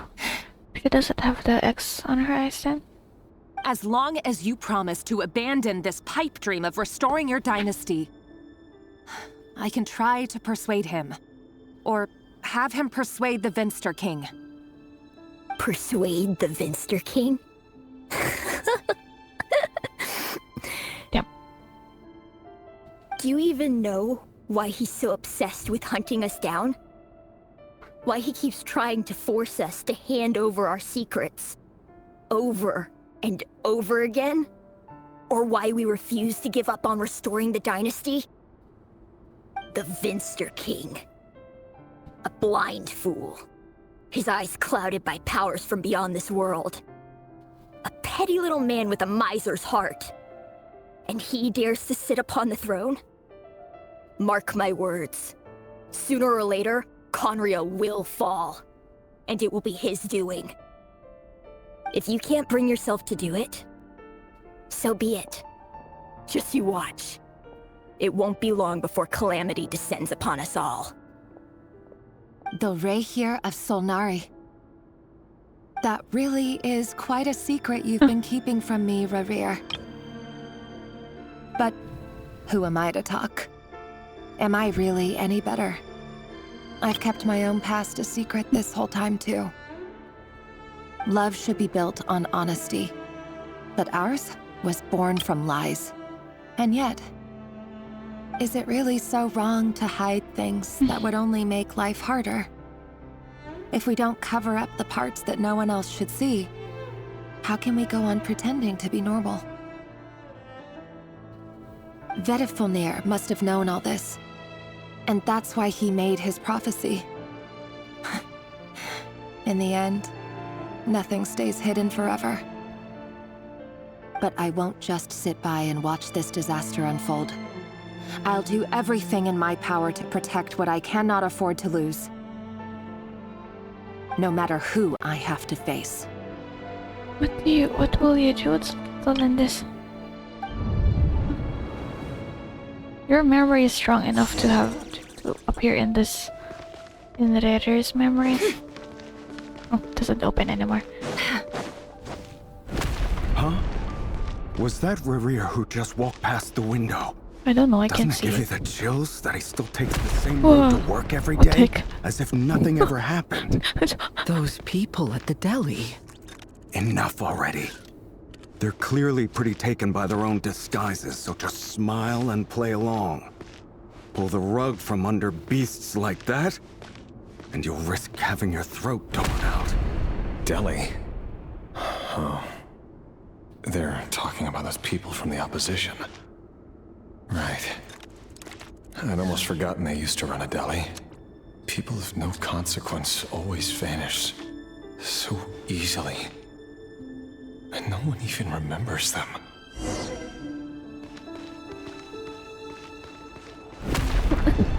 I was preparing myself.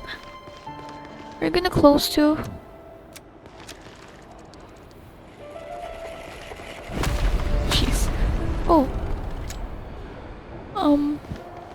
do that. No. But surely you can see he's not the man he pretends to be. So many have died already, and they say that the king's madness grows with each passing day. Who's this? Oh? We're not going to survive this, are we? But why does it have to be this way? Do we really deserve to die just because of the blood that runs through our veins? Felindis, are you even listening? Who are you? Sorry, Freether. My mind was off wandering.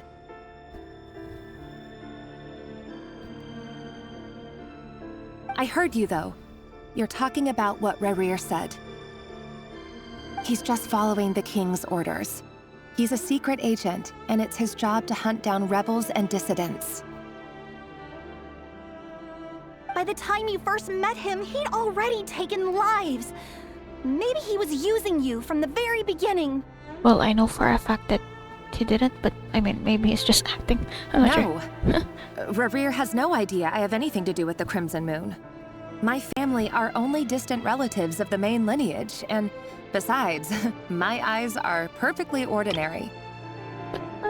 Ordinary? I mean, yeah, but Truth also... be told, apart from my teacher, pretty much no one knows I have any connection to any of it. It's been a long time since my family severed ties. But as Orlog said, who could possibly talk sense into that raving lunatic of a king? No one. I'll work something out. Trust me, I'm with you all. But for now, you need to keep yourselves hidden. Don't let anyone find you, anyone at all. Don't forget that Rerir is an Eclipse operative. You need to be extra careful when he's around. And when I am too. For now, don't come looking for me. And if anything happens to me, just act like we've never met. If even you can't escape this, what hope do the rest of us have? But after all this time together, surely he wouldn't lay a hand on you. I won't speak in his defense, nor can I give you a clear answer to that question. But I'll do everything I can to put an end to this. Here, hold on to this. If an opportunity to escape presents itself, take it. You'll be glad you took some spare change. You call that change? But what about you? Wouldn't be the ring, right? I've got a job, and there's still money coming in. But you can't go anywhere right now. Please think about yourself for once.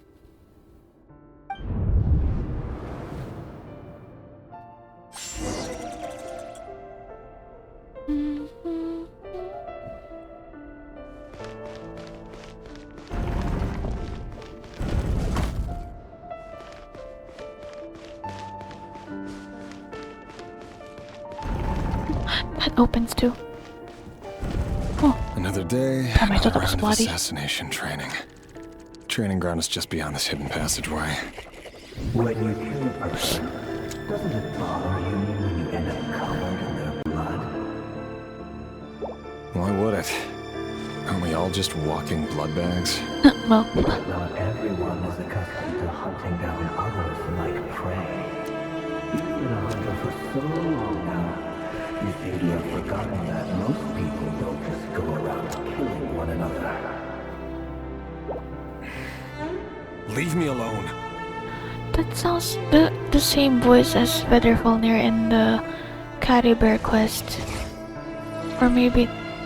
Wait, actually, it sounds like the Abyss voice too. Maybe not Vedderfulnir then. Just the Abyss voice in Lynette. The Sunspray Summer Resort. Well, I mean, the quest for that.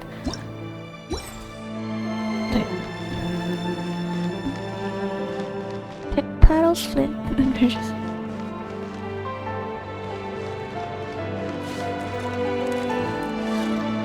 Oh, maybe it's just the voice of Abyss in general. Oh, hi. Hello? Oh jeez, I thought those were bodies. I mean dummies, but still.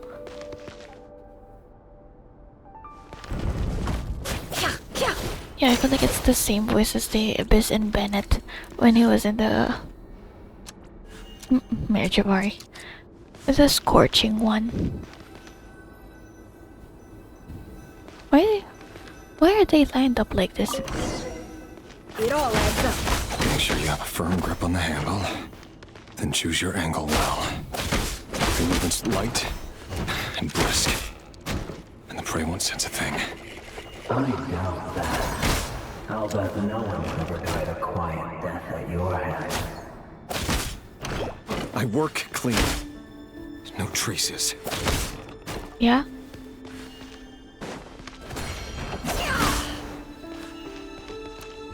No one talking anymore? That doesn't make it open or door though. The king just happens to need you right now.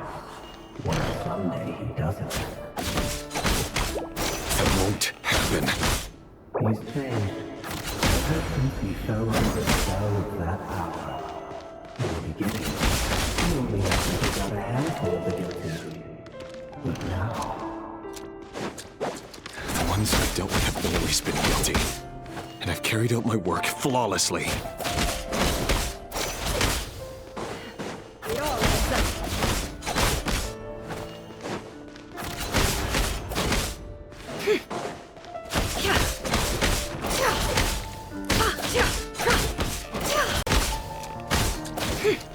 Can't hide the truth. You're missing. Was it because he didn't trust you? Something else. Whoa.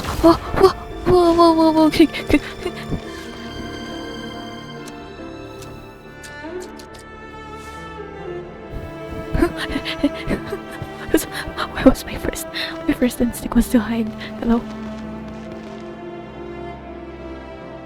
Yeah, cause all the remaining ones would be the children, cause, well...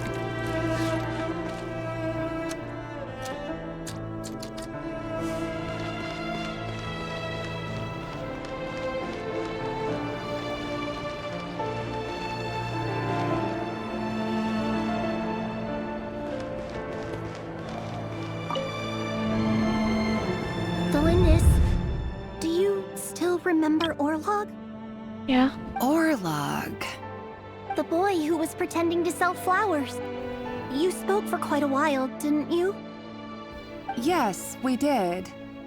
What about him? He was arrested 2 days ago. Chances are he's already dead. Probably, yeah. He...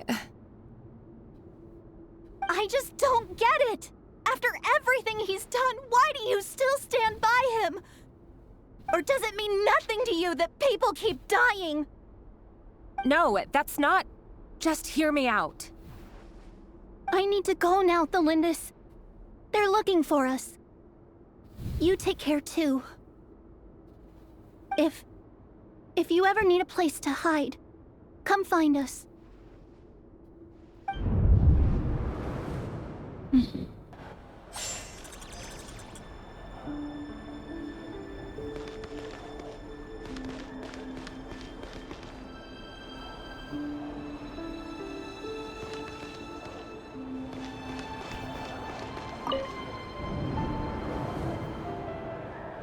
Author Thelindis.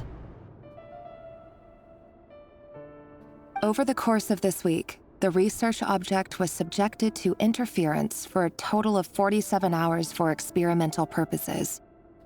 The results are as follows. All subjects of observation that were sent inside have now... The situation within is proving more problematic than anticipated. No progress whatsoever. What now? Won't you give me even a glimmer of hope? Things are getting worse by the day. I have to find a way or we'll all be in danger. But I...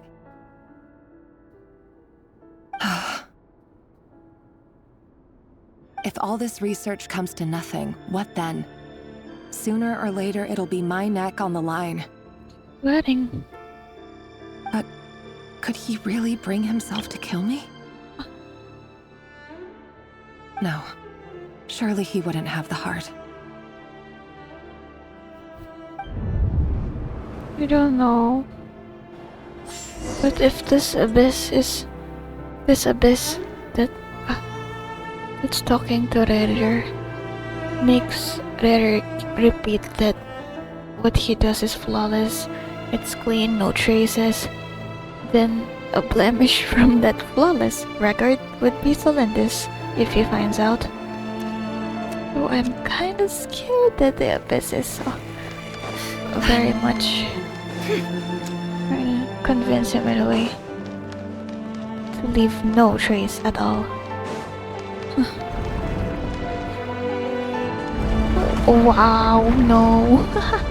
No way, bro. Let me. It's so cool, but also like, damn. So cool. Okay, King Dash Red. Hello. Also, Kazo has to make hello. Why Arlog. won't you just let us go? We don't even know each other. All we want is to live ordinary, peaceful lives. You want to live? Yeah. What do you think?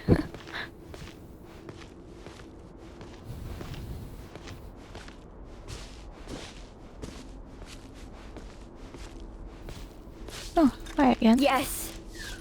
I just want to go on living. Is that really such an unforgivable crime?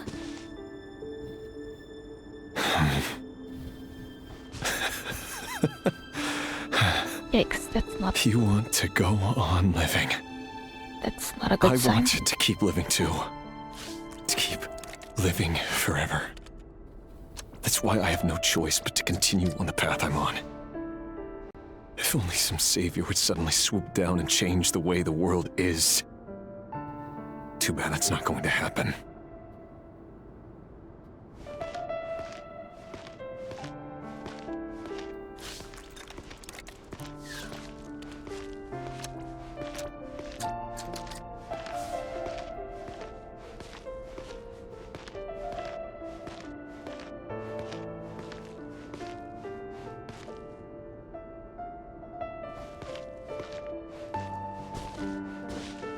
Imagine that.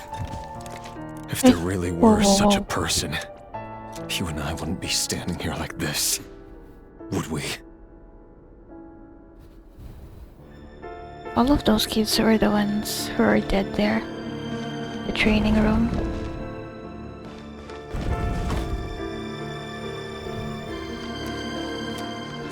You wanna see yourself in the mirror So again? these files are in. Time to wade through them just like usual. No, I don't get tired of it. It's my job. And not only am I lucky to have it, I'm good at it too. Okay. You tell yourself that. I mean, you are good at it, I guess. Wait. That's... Is it her? Celestis? Yikes. Ah, yikes. Now what will he do then?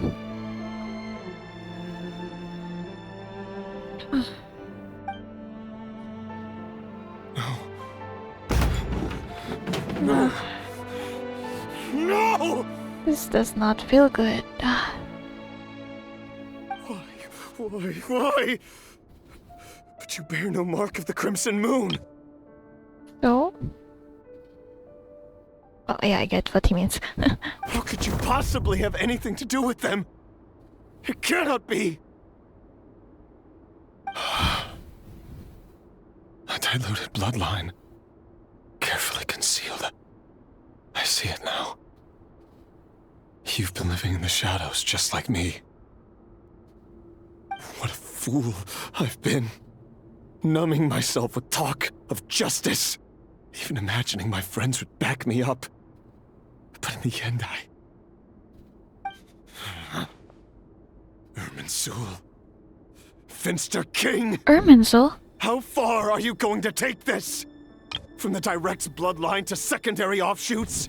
And then what? What's the ley lines doing? Today it's the descendants of the Crimson Moon. Who will it be tomorrow? Will you not rest until everyone down here is dead? No. This cannot go on. This is where it ends.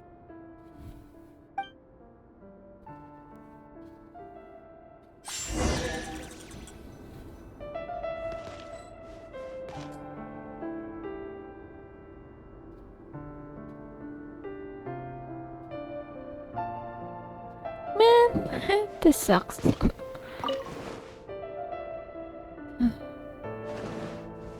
didn't even see myself in the mirror. Oh, hi, Chess. Exquisite Chess for my troubles.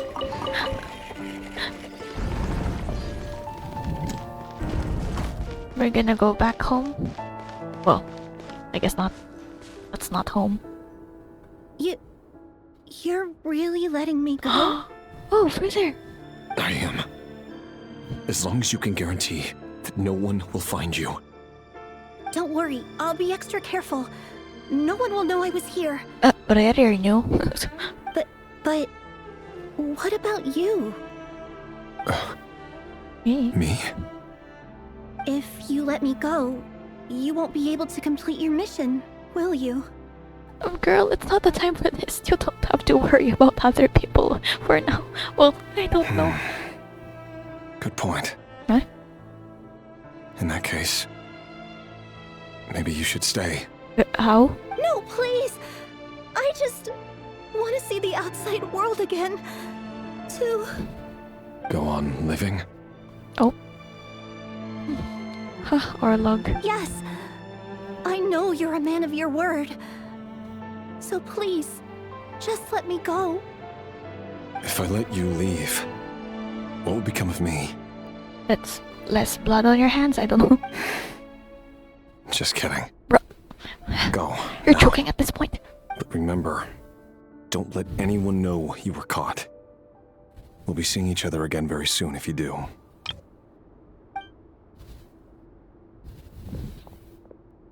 Even shadows in the dark must live by a code. But you can't save everyone. Yeah, I feel like I remember now. This is the same You've been voice of the whispering in my abyss. ear for days now, Vedifalnir. What are you trying to do? Break me down? Girl, I was just... Wow. I was just... saying... It's the same... It's also the same voice in the voice of the abyss for Bennett. You know, it really is the same as the sinner in Cariber. I only say this because you long for an answer to your problems. Let her go, Rerir, or you risk losing everything. I will not abandon Thelindis. Oh, you can do the dialogue or... And you'll need a little more vigilance and a lot more power. The world is changing, Rerir. Keep your eyes peeled for your moment of opportunity. That voice used to be so unclear. But now I know exactly whose it is. It's Vedifalnir. He won't tell me how to actually resolve any of this, but he keeps trying to manipulate me like a puppet. What's his game here? Well, can't a visionary have hobbies? Tell me then. What will this moment of opportunity look like? And... no answer. He's like a ghost. Always disturbing me when I'm on edge, but never answering when I need him most. So, the Eclipse Dynasty was purging, well, massacring the descendants of the Crimson Moon. And it seems like it was all connected to the Vinster King's research. The King's obsession with abyssal power left the future of Conria hanging in the balance. No wonder every aspect of Rerir's life was so unstable. And it looks like this Thelindis, Rerir's would-be fiancée, herself belonged to a sub-branch of the Crimson Moon Dynasty's descendants. It almost defies belief that a couple like them could hide the truth from each other for so long. If the Vinster King hadn't intervened in such a drastic way, They might have gone on deceiving each other for the rest of their lives. And why does Vedderfanir, Daneslif's older brother, keep talking in Rerir's head? This guy kept more secrets than I ever imagined. The human mind is like a vast desert of shifting sands. When you follow the flow of someone's memories, you only ever see the parts they're willing to let surface. Time for something a bit more creative. Oh? We've been inside Rerir's mind this whole time, building up a picture of his psyche. There's already enough clues on the board to start reading between the lines and mapping out the rest. Now, we can finally begin to put the pieces together. Sure, it'll only be a reconstruction, part simulation, part reasoning, but it's usually pretty accurate. Once we've built up a cognitive profile, we just need to cross-check the logic behind his actions. And then we'll be able to take a sneak peek at whatever it is that Rerir has really been hiding. Flashbang.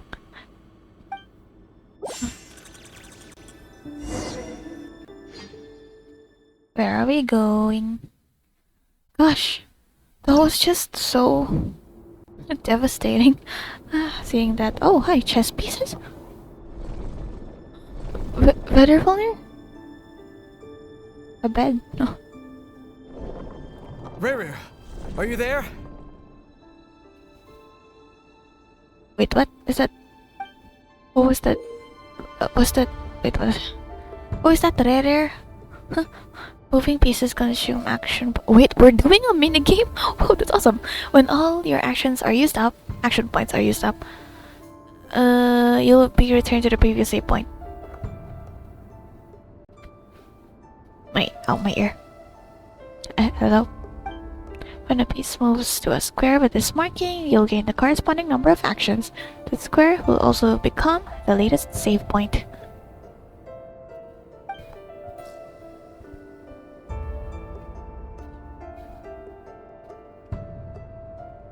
I can't hide the HUD.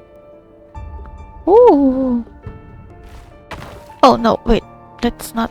Well.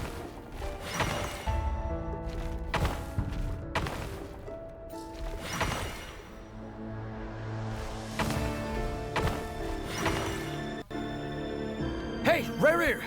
Come out, it's urgent! Oh, that's Rerir, not. Oh. Yeah, oh yeah, I remembered. In the special program, they showed like these pieces, well, chess pieces, I'll just call them chess pieces. And then I only realized after like the second watch that this one looked like Daneslif, and the others looked like the other 5 sinners. Dane? What's wrong? So that's Rerir. Huh. Quick, come with me. I'll explain everything once we've met up with the others. Is this when the Vinster can like gouge out Ved's eyes? Right? And then like Daneslif probably called on the others. Okay. I'll come. But the Lindis is still over at the Universitas. I'll need to leave her a note. All right then, but make it quick. I've never seen Dane so worked up before. Whatever this is, it must be big trouble. Can I see what you write? Wow. Imagine that's the Vinster King and the like way all the way at the back. Make use of the movement squares to move pieces in the marked directions. Moving this way does not consume action points. Ah, okay. So like those arrows. I can't really see. Okay, there you go.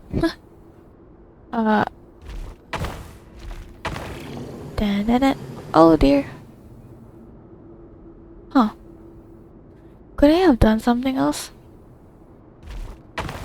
Ah, never mind.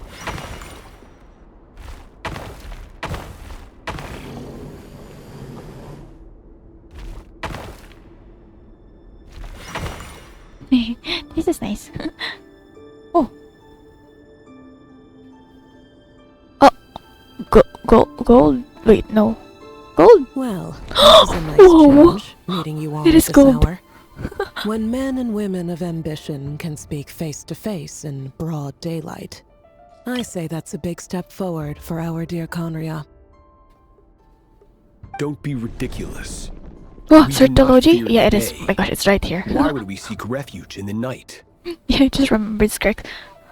Yeah, it's right here. It's Certalogy. Come on. You might ask your blade that same question. I'm told it prefers the cover of darkness. It's a nice chess piece for granddaughter. The word on the street is that Certalogy only Horse, strikes when huh? he has Unicorn? an unfair advantage. But that is patently false. I see you're missing an arm and a leg. Surely only a fair fight could explain that. If this is your way of offering me replacement limbs, believe me, I'll take them. Is granddaughter the one who told you how to replace limbs? Oh, we can certainly discuss that. With bioalchemy, anything is possible. Assuming I have your full support in my research. In turn, that's how Skirt learned about the limbs from Certalogy. Lunatic. Coming from... coming from... A pot calling the kettle black. What brings you here? Wow, that's his chess piece. The wise. This is the first time we're... Why, Dainsleif, of course. He invited me. Oh, that's how you sound. That's cool. Please, cast aside your apprehensions, Miss Rhindaughter. Whatever the rumors may say, I am but a humble servant of the king, and I can assure you he affords me no greater convenience than he does you. Interesting, like just having the sinners converse. Well, the Crazy. Universitas All three of them. Magistrorum won't stop fawning over you. So at least some of the rumors must be true. You're clearly doing well for yourself. So drop the humble servant act. It endears you to no one. You're president of the Universitas Magistrorum, the chief royal mage known as the Wise by royal appointment, and by far the most favored among the 4 pillars of Conria. Would the 4 pillars be Hraptadir, Granddaughter, Certalogy, and Vitterfulnir? Home. 1 Fanis, 2 World's Flames, 3 something, 3 Moon Sisters, 4 Pillars, 5 Sinners, 6 Tribes. Vice President Veet doesn't even try to hide his envy when he sees you. Vice President Veet? My success is the product of hard work and good luck. It's as simple as that. Were the king not such an extremist, I hardly think I would have received a senior post at my age. Of course, no job is without its gripes. Serving a king like ours can be a challenging task, as I'm sure you can imagine. And as for Efterveet, in missing out on the presidency, he's dodged a mountain of stress. Like everything else in life, it comes with pros and cons. You're all here. Oh. I apologize for the short notice, but it was an emergency. Oh, thought they slip like this. Oh, Dadder's right behind. Oh, that's scary. You must be Rarir. Yeah, right behind him. Mr. Certalogy. Yes, I handled your case file during your sentencing. Nothing personal, of course. I'm pleasantly surprised that you remember me. You're clearly a person of substance if you've been invited here. But Dainsleif, you'd better have a very good reason for convening this little gathering. It's my brother, Vedalfenir. After he spoke at the court this morning, the king was so infuriated by his words that he had him blinded in both eyes and thrown in prison. Vedalfenir in prison? Strange. I thought the king trusted him and Hraptadir more than anyone else in the world. Does this mean the king's circle of trust just got even smaller? It has nothing to do with trust. It's about what the king wants, which is as clear as day to anyone paying attention. I simply appease him, because it's in the best interests of the Universitas Magistrorum. And also because you're slimy. Vedalfenir, The jab. perhaps less so. But still, A visionless visionary? It rather inclines me to think that qualifications are not what get you ahead in Conria. Like, literally visionless visionary, that's, yeah. Do you honestly That's think from the this trailer is too. an important discussion to be having right now? Dane, what are you planning to do? Rescue Vedifenir, I assume. That's his brother, so... Correct. It will mean storming the palace by force. Tonight. I need all of you on my side. That's far too dangerous. And don't forget, Dainsleif, you're captain of the Royal Guard. You swore an oath to the throne. And that was his brother. Hmm? So... You've been planning this Oh. for a while, haven't you? Has he? I have no desire to commit treason. But whatever critique the king may have of Vedifenir, disfiguring your most loyal subject for putting the best interests of his court and nation first, this is not the conduct of a wise ruler. My blade will force the king to see the error of his ways. Okay, Twilight Sword. So, Vedifenir's prophecy enraged the king. I'm sure it wasn't what he wanted to hear, but if he won't take counsel even from the visionary, that is deeply troubling news. The extent of His Majesty's madness is now all too clear. The question is, how does a man like me get out of this situation unscathed? You have noble ambitions, Dane, but I'm afraid they don't do much for a guy like me. I'm not interested in saving the world. All I want is a letter of pardon. Yeah, I mean... A letter of pardon? Oh. For whom? Okay. Thelindis? The chances of the Vinster King issuing a pardon for anyone connected to the Crimson Moon seem vanishingly slim. So you might as well have just helped Dainsleif, no?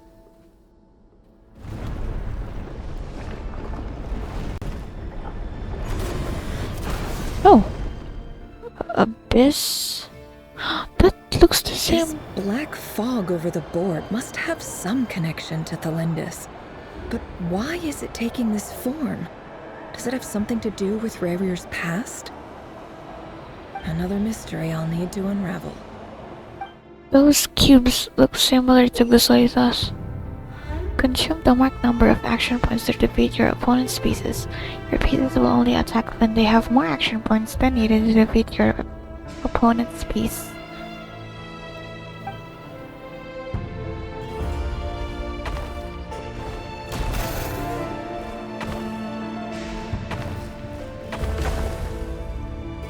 Oop.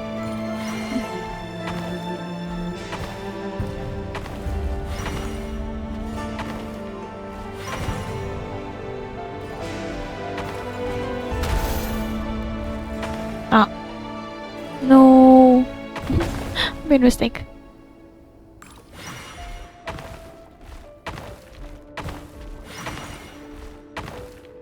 Oh.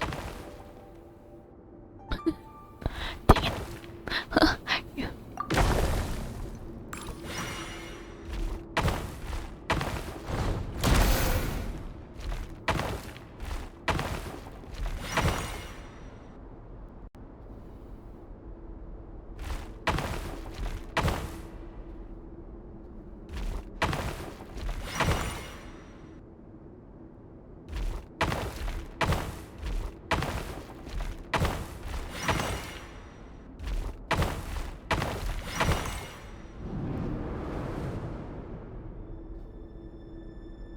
Author Thelindis. Oh? Over the course of this week, the research object was subjected to interference for a total of 60 hours for experimental purposes. I forgot the... The results are as follows. Forgot the first total of Research hours. dating back to the Crimson Moon Dynasty has established 2 points regarding moon marrow. Firstly, its origins have something to do with a god's power. Secondly, it serves as a portal to an as-yet indeterminate location. Moon marrow can thus be defined as a spatial gateway. However, there are a number of hurdles to overcome before we can answer the question of where it leads to. To start with, opening the gateway requires a specific power source, which the relevant literature indicates an enormous amount of power is then required to keep the gate open. Currently, the total power output of our instruments remains in the single digits. To make matters worse, I am now the only staff member remaining in the Moon Marrow lab. The Universitas Magistrorum recently decided to move most of its personnel into abyssal energy research, which has stymied all Crimson Moon-related projects. Why are you the only staff member then? This is not a wise move. I have always maintained that placing all our hopes in a single source of power is risky, especially one as poorly understood as this. As well as making ourselves overly reliant on a single resource, we are neglecting other promising technologies. I apologize if this comes across as disrespectful, but as a Moon Marrow researcher, I desperately want to see the world beyond the gateway. If we really made it there one day, what would we find? And how would we go about taming the unknown?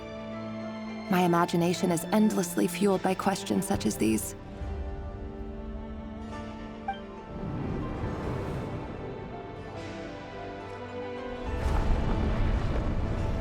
I'm beating up.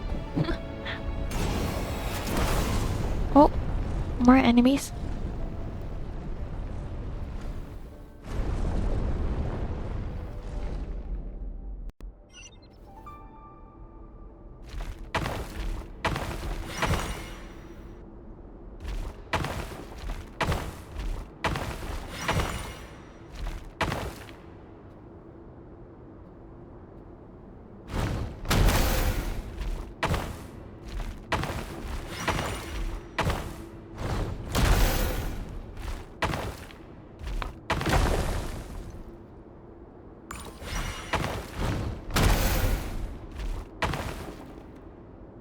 We die again.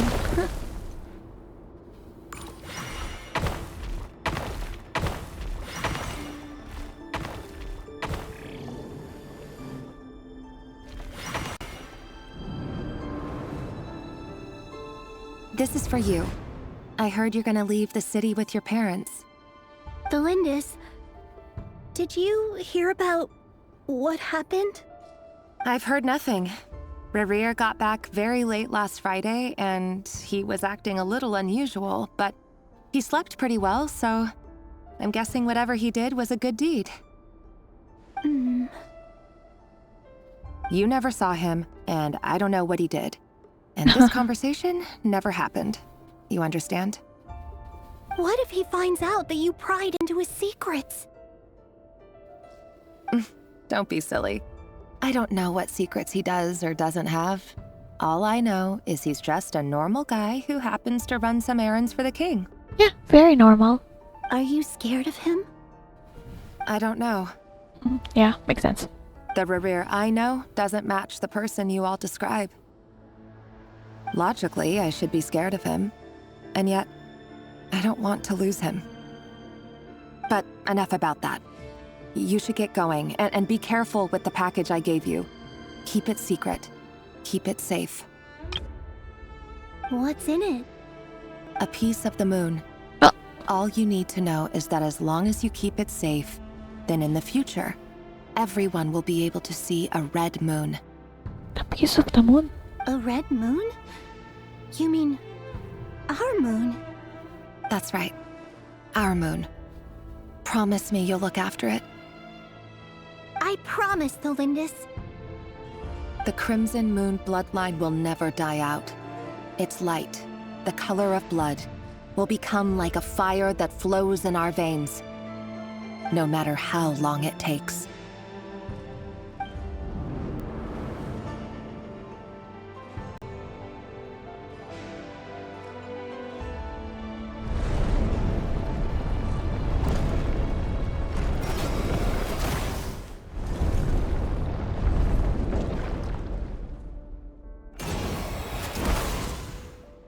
Oh.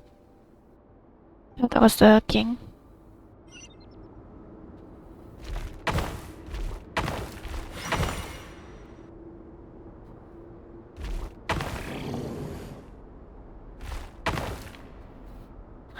We're dying. Guess not. I don't have enough.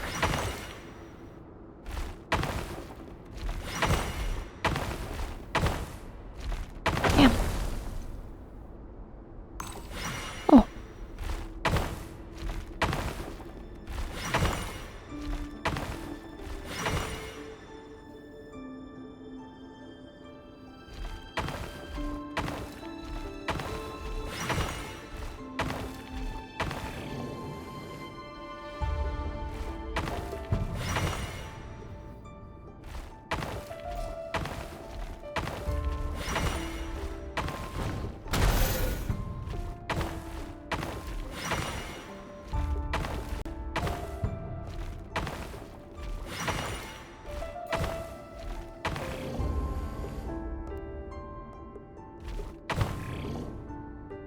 Dang it.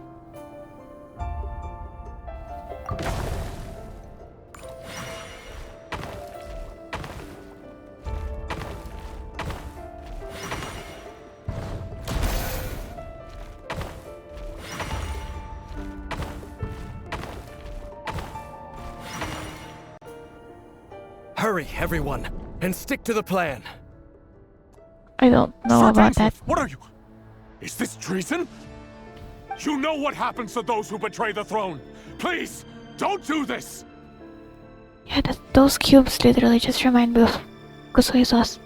It is the king himself who has betrayed the throne. He has betrayed all of Conria.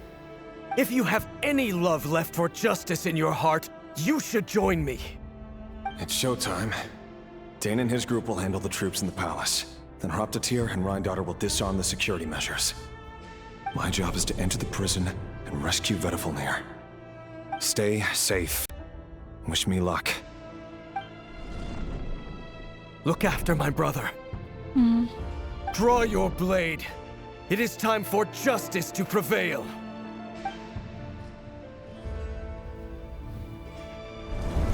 So Dane's defense surgeology. It's a frontal attack.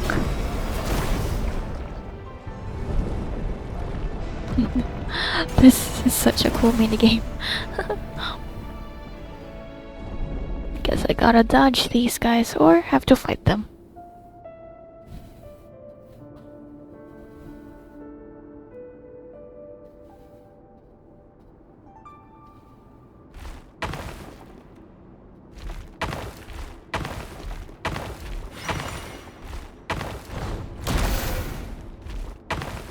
And I die.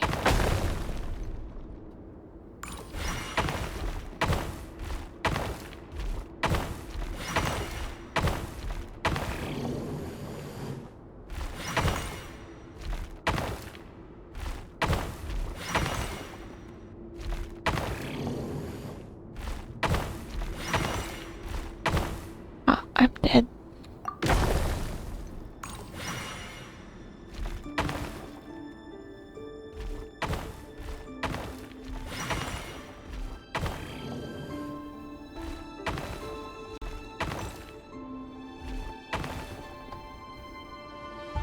Eh? Why do I die?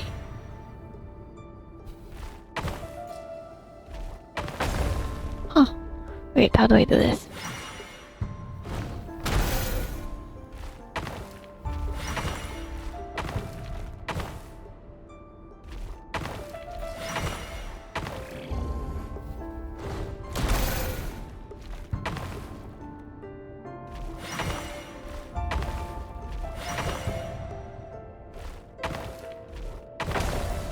We do that.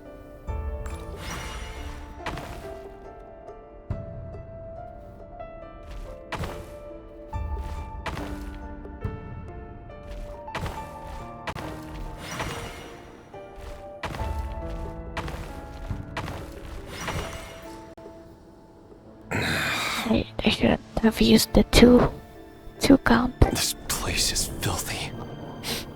And the smell is abominable.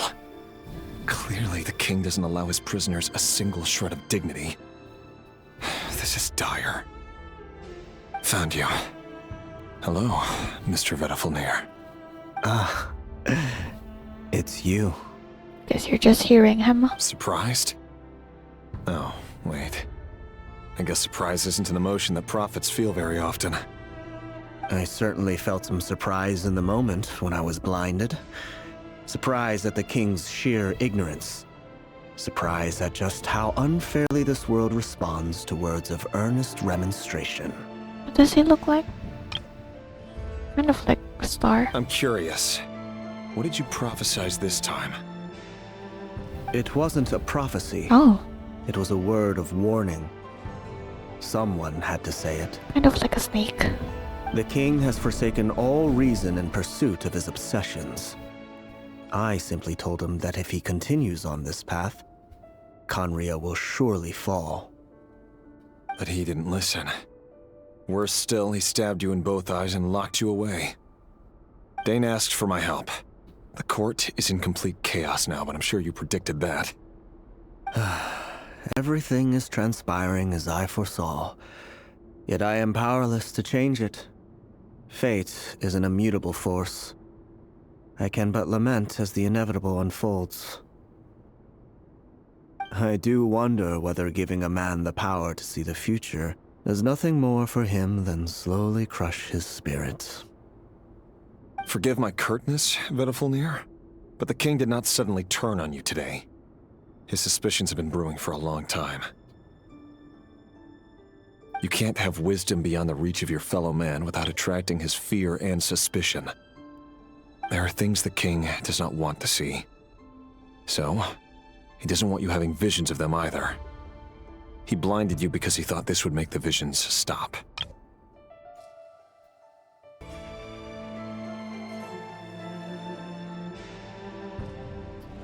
Because he thought this. That's not how that... He wasn't entirely wrong. I did indeed lose my power to see the future. Right up until... Until what? No. Just now. I believe I saw something new. Well, tonight could go a lot of different ways. 5 of us banded together to storm the palace, also we could rescue you. This will go down as the most tumultuous day in Khaenri'ah history. I sense hatred in you, but also hope. A desperate hope that with the tyrant deposed, that will be the end of the story. And he doesn't have to kill anyone anymore. But this is not the end. It is the beginning of a new chapter in a whole new story. There are many men of honor and courage in this world, Rerir. But you are not one of them. You're not here for justice, are you? You're here for yourself. This is what Venti said for Durin. Is that a dagger? Interesting. Why not the polearm? It was always your weapon of choice. With your abilities, I don't doubt that you were able to recover some of your sight. But I also doubt that you want to make an enemy of me right now. Oh? Of course not. We're on the same side, aren't we? We could be. But I need you to be honest with me, Vedifulnir. At this point, you're my only hope for the future. You mean your future? With your beloved, Felindis? Yes. And I know there are bigger things at stake here. A dynasty, a nation, maybe the entire world. But forgive me, I care first and foremost about myself. I can't abandon the one I love to save myself. I just can't do it. But you see a broader picture of the future than I. You see the solutions to the biggest problems of our age. So tell me, what is my solution? What's the answer? In matters of fate, answers are either right or wrong. What will be and what will not. Maybe you are willing to pay a certain price in the pursuit of happiness, but unfortunately, fate does not negotiate. That is the cruelest thing about fate. It is unmoved by your sacrifices. That can't be true. I know it's your voice that I keep hearing in my head, urging me to see how the world is changing, to seek more power, so I can protect the things I love. You show me disaster, but you won't show me how to avoid it? Why? Why are you doing all this? My voice. In your head. Might just be the abyss. So, you hear it too? The voice that steals your mind, gains your trust, and drives you crazy. It turns out that we are not so different, you and I. Vedifalnir just broke into the strangest smile I've ever seen in my life, as if he'd discovered some monumental secret. But then he suddenly switched to looking extremely weary. Is this the start of when Vedifalnir just succumbed, I guess, to the abyss? Oh no. Very well then. My advice to you is as follows. You must persevere. Whatever trials and tribulations you may face, be steadfast in the belief that they are your path to the future. For as long as you live, your story with Thelindis shall not come to an end. That is the only chance you have of fighting back against fate. It is up to you whether you believe my words. Regardless, that is all I will say on the matter. I have no right to intervene any further. I will hold you to your word. Thank you for setting me free. In return, I will tell you one more thing that you cannot afford to ignore. Oh? Just then, a strange wave of energy rippled through the city. We had no idea what it could mean. If I were you, I would head to the Universitas Magistrorum. There's only one staff member there. The Universitas? Oh no! I'm sure we'll be seeing each other again very soon, Rerir. I really want to know why they're doing this. Vedifalnir, what's happening? Whatever Vedifalnir said, I didn't catch it.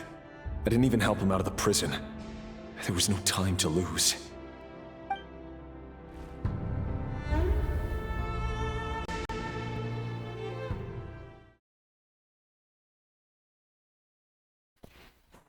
So, what are they doing? What are the...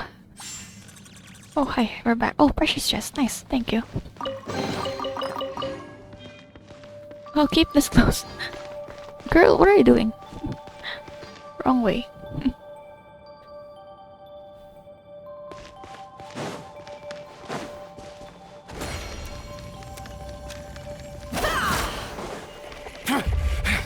Oh. Monsters? Is this Rhindaughter's doing? Or the Universitas Magistrorum? Out of my way! Or get blown away. Oh, dang it. Oh, I lost it. Oh, dang, I don't have Hydro. Can't hide the truth. For the everlasting forest. It all adds up. Smile! We're clicking all the wrong characters.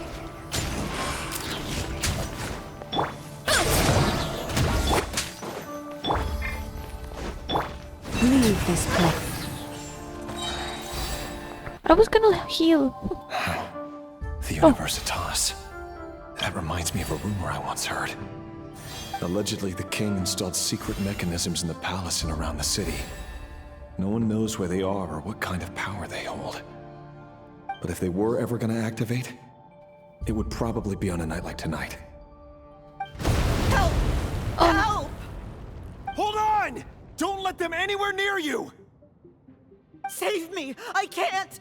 Ah! That sounded like an explosion. So, the rumor is true? The king really went through with it. What other means does the king have at his disposal? They must run on power from the Abyss. And given it's a major center of Abyss research, anyone over at the Universitas will be in grave danger. I have to hurry! You could have probably thought while you were running. Hard-hitting exclusive! Oh. everyone.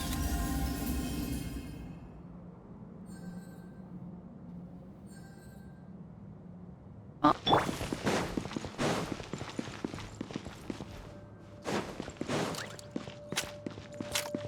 Oh. Hold that pose!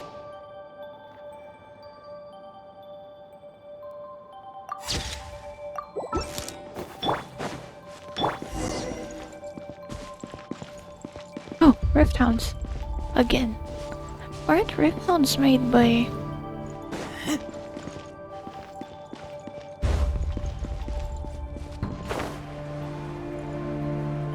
Oh dear.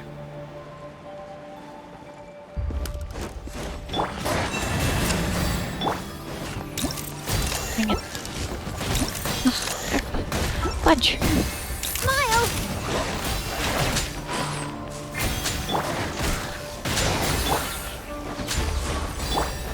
Yeah! Look out below! By my spark, the night burns! Charge! Wrong character again, I keep... By the frost moon of old, you poor lost one. Say cheese!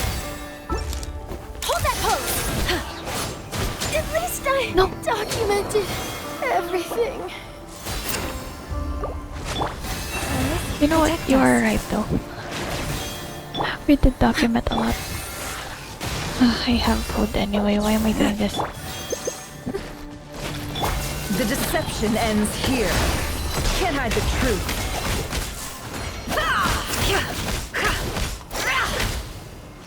You poor lost. Ah, more Rift Hounds.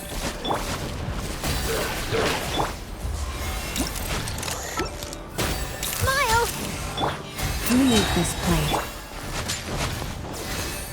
For the everlasting forest.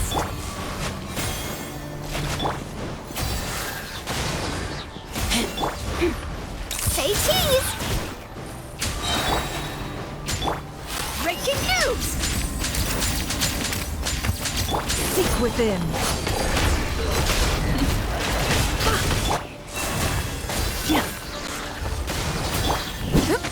Really just doing random.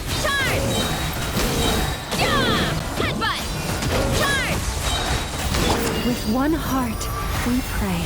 Forest? Hold that pose!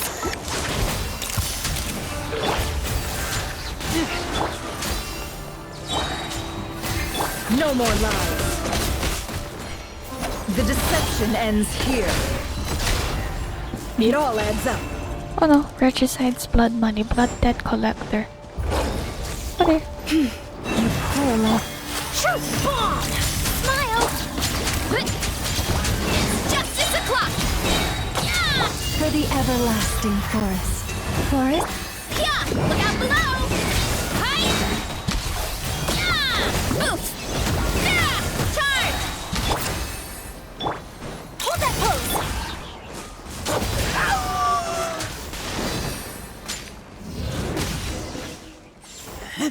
Ah, chest. Oh, more Solinda's memory.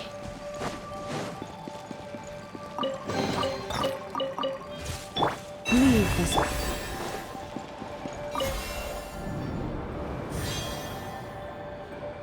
Monsters!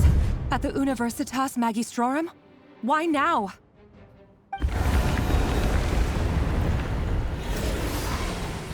I'm totally connecting the dots. Oh no! They're coming! It's no use. The table won't hold out much longer. The weapons. Where are the weapons? Of course. All the lab equipment was upgraded after the inspection last week, but the new weapons haven't been allocated yet. I'm done for. Is anyone there? I need help! Ah! Stay back! Please stay back! Please! Hide in a corner.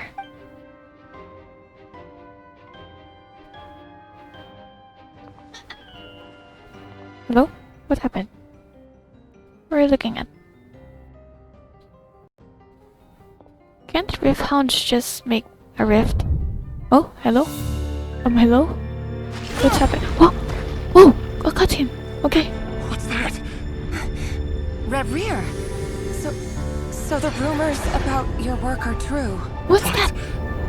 No! Is that the voice? What happened at the palace tonight? We have to leave! Did you hear the voice of the abyss? You don't need to lie to me anymore. What do you mean? I know why you're worried, and I will respect the decision you've made. But it's okay, because I found a solution. I know how to end all this. You can have it back. The normal life you so desire. The normal life was with you. But What are you doing? Then, I'm afraid our wedding will have to wait. What? No, What is she do doing? Cylinders! Cylinders!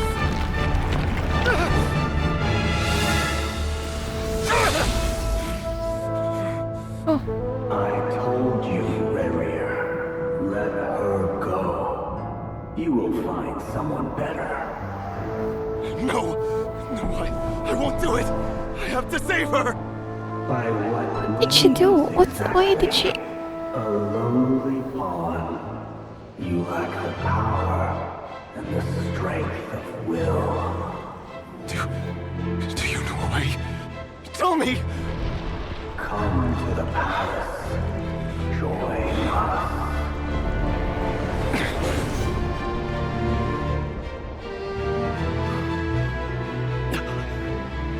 Rerir, thank goodness we... Oh, that stands there. And take your share. You made it. Oh, Lord. Not you too.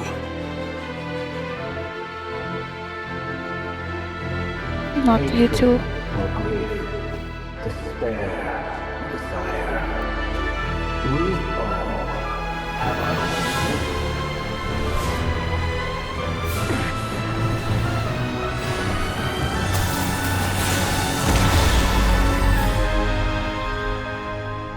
Rerir. Rerir. Lindis. Oh. Were you daydreaming?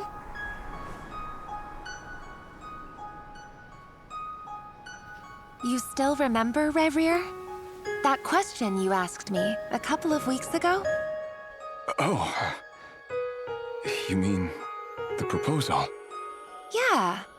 I'm wondering, where do you think would be a good place to discuss it? Maybe in the garden? Or were you thinking a fancy restaurant? It's your choice. Oh, come on.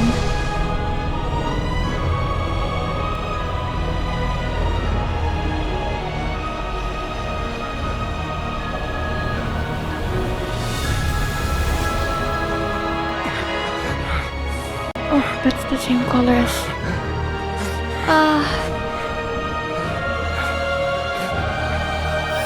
his hair.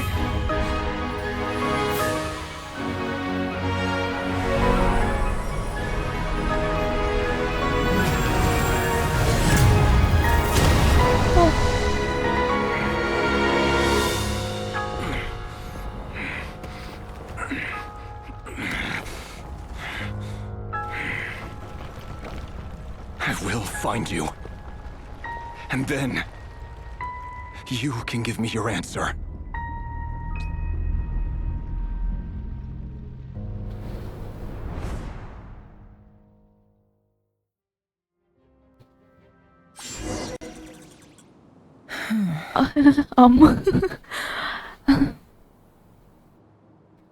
I wonder, did she... Was the abyss talking in her head then? That's why she just, I don't know, something convinced her. It convinced her somehow to go into the abyss. I mean, I'm assuming that's the abyss, right? So then, yeah, again, of course, since she went into the abyss, of course Rhaegar is gonna follow. But... So that's how the Raker of Solnari was born. A monster created by circumstance is a monster all the same.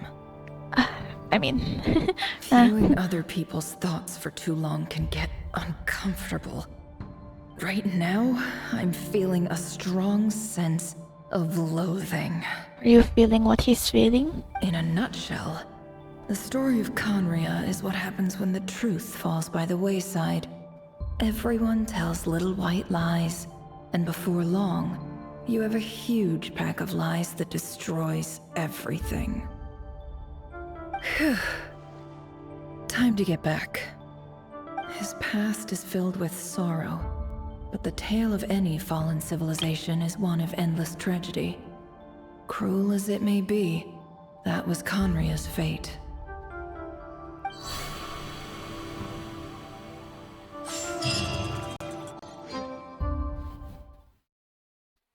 Okay, seems Paimon didn't need the lifeguard. Fortunately. That was a lot. Everyone, I'm back. Can I get a standing ovation? Okay. Nefer! How are you holding up? Feeling okay? She's fine. Boss is a pro.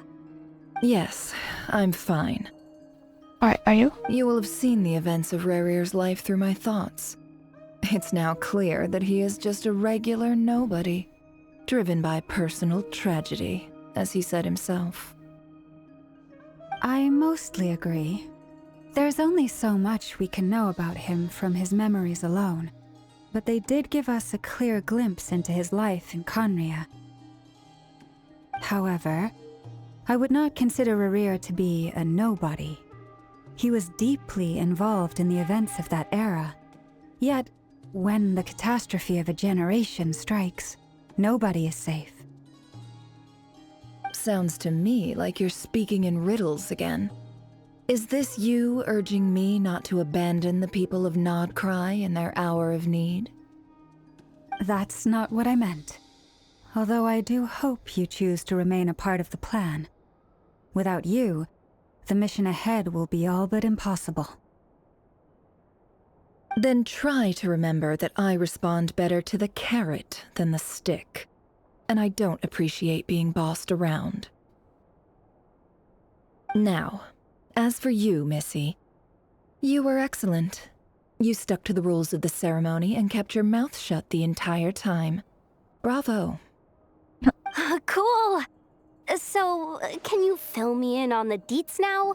Most of what I saw went right over my head. It was quite a lot. Patience. You'll hear the whole story, don't you worry. But let's meet up with the others first. It will save me narrating it twice. Yehoda? Oh? Yes, boss! Let me get that door for ya. That's Are you more okay? like it. Wait, what happened For there? a moment there, I was worried you'd forgotten about the first clause of your employment contract. Forgive my curiosity, but what does the first clause say? It says I gotta do the annoying stuff that boss is too lazy to do for herself. Like opening the door, pouring the tea, yada yada. I thought an employee of the Curatorium of Secrets has to pour a drink for themselves. Is that right? If something is in the contract, it's because she willingly agreed to it. Rest assured that the Curatorium abides by the very strictest of labor policies. You don't seriously think I'm cruel enough to treat her like my slave. In any case, I've hardly shied away from my share of the work today. Hope I don't catch Flintz and Varka lounging about in their chairs, enjoying a leisurely cup of tea. Has that happened before between those two? There's nothing I dislike more than other people enjoying themselves while I'm hard at work.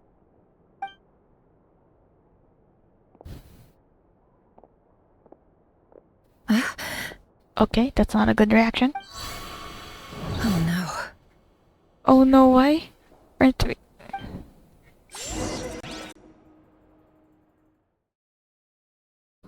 Huh? Are we supposed to just see Ashru? Sorry to disturb you. What? But we seem to have run into some trouble. This is some arrow music. Dun, dun, dun, dun, dun, dun, dun, dun. Oh, sorry. I can't even follow along it.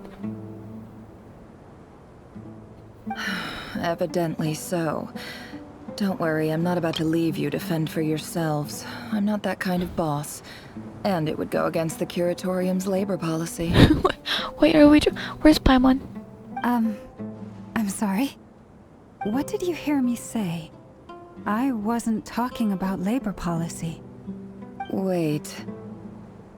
How long have I been standing here? Huh? Not long. You just appeared by the door a moment ago. Huh? Is it just Nefer who sees this view of the desert? Boss, what's wrong? Oh You no. look like you've seen a ghost. Is it affecting? Oh, hey, she's wearing the thingy from Dory. We've been tricked. We never left at all. Somehow I hallucinated that whole scene back inside the office. From where? Starting from where? What do you mean? Starting from when? Hallucinated? But how? Do the others not see that we're in Sumeru right now? Why is no one exclaiming? How indeed. This place should heed my will alone. All thoughts and actions that occur in here are just a result of pawns moving across the chessboard in a carefully calculated manner. And nobody has access to this chess set but me. So you control everything in here? More or less. But yes, it's a special technique of mine. Has anything like this ever happened before? Okay, so they do know that they're surrounded by the desert, but they're just not. Only once. It was the first time I used the chess set. Is there any similarity between what happened then and what's happening now? I suppose my thoughts are a little turbulent, which was also the case my first time. Is there anything I can do to help? The first clause of your contract clearly states that I only need your help with things that I'm too lazy to do myself. Meaning, you're not feeling lazy right now? I guess. Meaning, this is not something Yehoda can help with. The chess set is a personal treasure that I alone understand. I must be the one to find our way out of here. Boss, it's fine. Really. Let me do something useful. Oh, listen to you. Whatever would I do without you, Yehoda? What? Really? Yes, really. Where would I ever find another employee as obedient and servile as you? God forbid anything ever happens to you. Oh, okay. Okay. Well, anyway, I was thinking of fetching some water. There's gotta be a source around here somewhere. I suggest everyone finds someplace comfortable to take a rest. We gotta conserve our energy. Even though all this chess malarkey doesn't exist in a physical sense, mentally speaking, it's all real. And so is our tiredness and fatigue. You don't want to dismiss mental fatigue. Just because it isn't physical doesn't mean it's any less serious. But anyway, I got your backs, so don't worry about a thing. I mean, I kinda already experienced it in Perilous Trails. Don't I have the exactly. best employees? What's happening? Jealous much? I mean, sure. If we can find a suitable time, I'd love to borrow Yehoda for a day to help out at the Frost Moon Scions. Would you be amenable to that, Boss Nefer? Oh, Lauma. Have I ever told you just how pretty you are? Beauty runs from the tips of your antlers to the depths of your imagination. Yeah, so she just meant like... Why'd you have to say it like that? But yeah. Time Can to you rally, imagine? everyone. Follow me. Can you imagine, Lauma? As we continue our journey, the same rules will apply. That means stay focused and no talking no matter what we encounter. And don't disturb the chess pieces. You have my word that I will get us all out of here. Moonless night. Dance of Death, Serpent and Scorpion. Where's this place exactly, though? I don't recall seeing this by means of a special ceremony. You finally learn about the hero of Solnari Warrior's past. All that's left is to leave this place.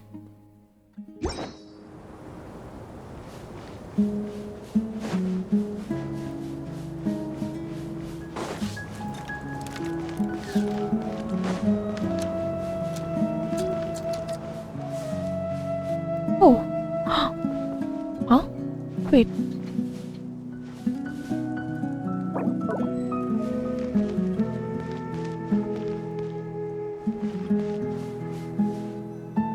Huh? This place looks familiar. Aro Village? That's not a good sign. There's someone up ahead. Time for a little chat. Wait, no. I don't think it's Aro Village.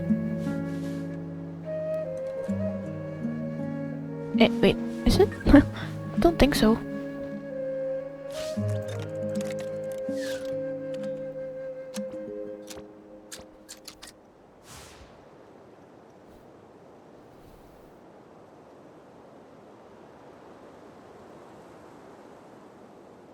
Yeah, it's not Aro Village.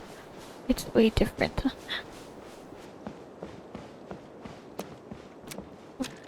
Retinue? I wasn't expecting visitors at this hour.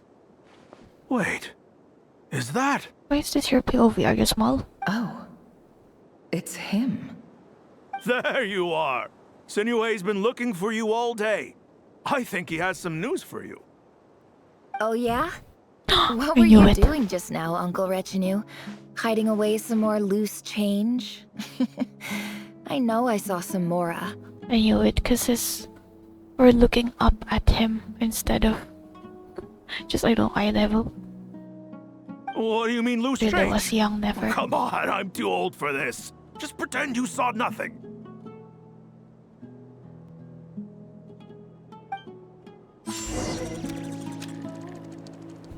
A Peppy?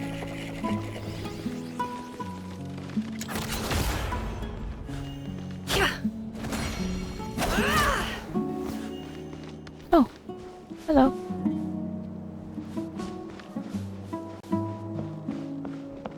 This is definitely not Aro Village.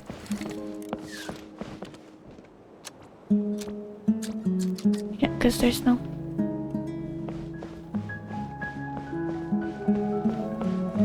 Where is this then?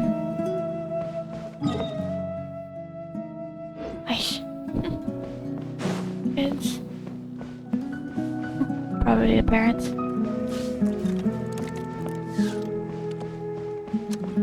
Why do you have the same name? With the one letter of from the sovereign. Mind telling me what Sinuhe's been up to recently? I'm trying to get in his good books and I need a way in. Do you know? Get in his good books? Why? Oh. What do you want with my dad, Uncle Apepi? I've written a new song. I was hoping to showcase it at the next festival, but I'll need his approval. A new song, huh? I'd love to stay and listen, but unfortunately, Uncle Retinue says my dad's looking for me. Well, there's plenty of time and I'm not going anywhere. See that pile of stones? I'll be sitting there warming up my vocal cords. Come find me when you're done. Pile of stones. Got it.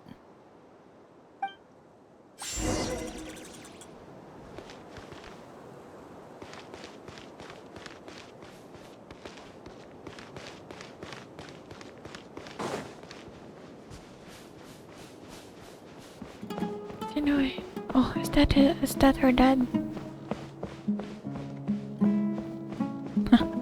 You can see the shade of green. Where is this? So deep, that's so dangerous.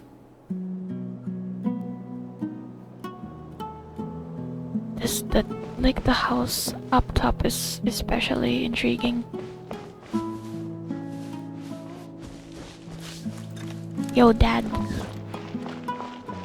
Hi, Dad. Uncle Retinue said you were looking for me. Ah, there's my little princess. If you'd gotten back just a little sooner, you could have shared the spoils of war with me. I guess she got the hair from her Spoils mother. of war?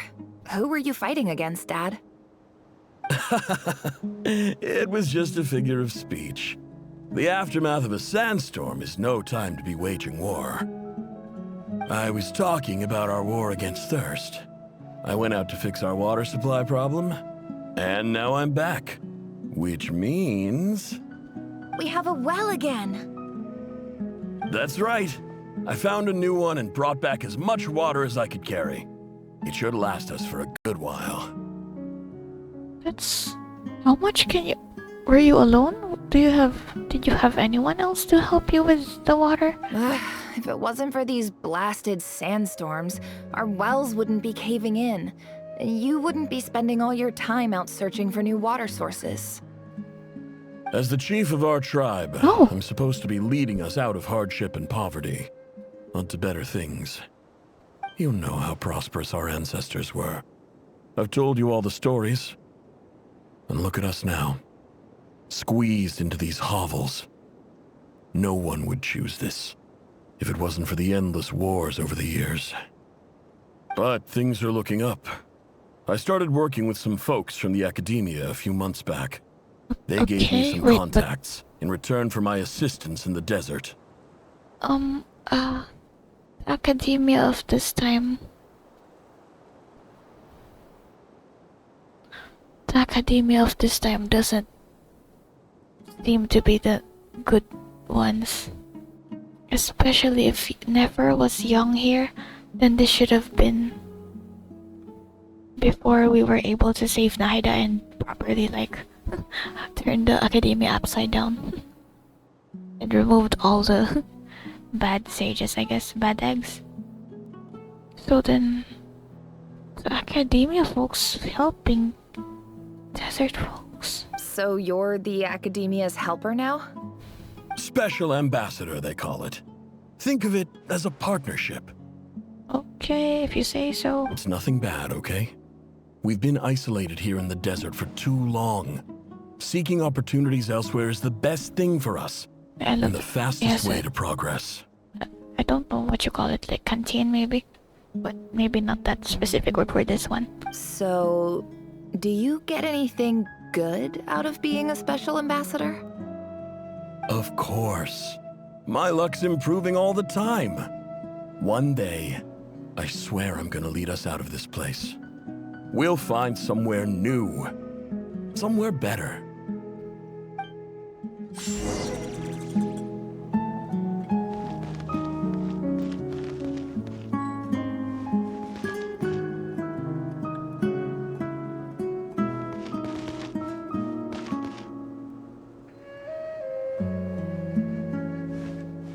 Never's dad.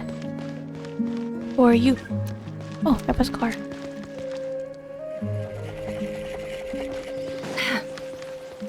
Bye, Dad.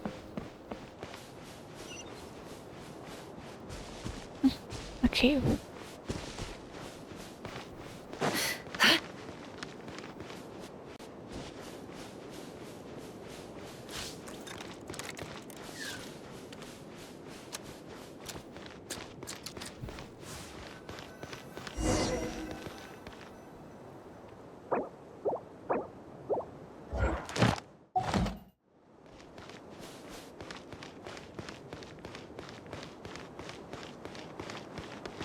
This. Oh, wait, what time is it? Where are we going? Oh no. That's our well, and you know it. Huh? You stole from us. Huh? Well, you've gone from chief to thief, and now you have to face the consequences. Did you really think you could take our water without permission and get away with it? You're either brave, stupid, or both. Orange Emirates? Emirates? Eremites. And that special ambassador act? Yeah, nice try. We spoke to the academia. They said it was all news to them. What's that symbol on their scarves? You're a liar Oh, no. and a cheat. Sandstorm? Oh no. Oh no. I heard Yehuda gasp, but I don't blame her. Most people are terrified by the sight of blood. Oh, because this is all mental. But even though Nefer said do not like make a sound at all, Yehuda still had to gasp because of this. Oh gosh, hello. There's the other guy, Retinue, and then what's his name? I forgot the other guy's name. The one that was singing. Corpses strewn across the ground. Hey, that's the guy The behind. wounds are clearly from scimitars and daggers. Scimitars. The desert dwellers' weapons of choice. There's a handwritten note on the ground. Let's see what it says. Halil, this is Sinuhe, chief of the Shimti tribe. Surely you remember me. I was the one who helped you and your colleagues avoid the quicksand in the desert. This is my second time writing to you. I assume my last letter must have gotten lost in the mail, as I didn't receive a reply. I hope this one makes it to you safely. I'm writing to you because I need some help. That sandstorm the other day completely blocked up our well, forcing me to look for another water source in Iab and Unut territory. It was a matter of survival. Praise the gods. The well of the Iab tribe was intact. It was my last resort. I drew what water I could and left, but not without being spotted. I fear they will retaliate. You told me to write to you if I ever needed help. You said you'd be my ally in the academia. Halil. I urgently need you to formally recognize my title of Special Ambassador and send some of your people to assist me for a few days. It's the only way I can convince them that this was the academia's decision and prevent them from retaliating. The mantra. But then, this Special Ambassador thingy sounds so fake, like all made up. This is an emergency. Please send help as soon as possible. Looks like this letter never got sent. The writer died a grisly death, and the letter was trampled into the ground. It's badly defaced. Some parts are barely legible. What a ridiculous lie the surviving Shimti tell. Their whole village was butchered over a sip of water. She's telling the story as if she wasn't a part of it. Which hurts all the more, I guess. We're in a domain. That was her father. Yeah, again, like the way she told the story, it's like she's not even. Ouch, my wound. Okay, that hurts. Officer, welcome. Welcome to our humble village. Anpo! Uncle Anpo! Yo! It's been a while. I thought you would at least have the courtesy to provide some respectable libations. This is the finest wine Aru village has to offer. I promise. Is Candace already here?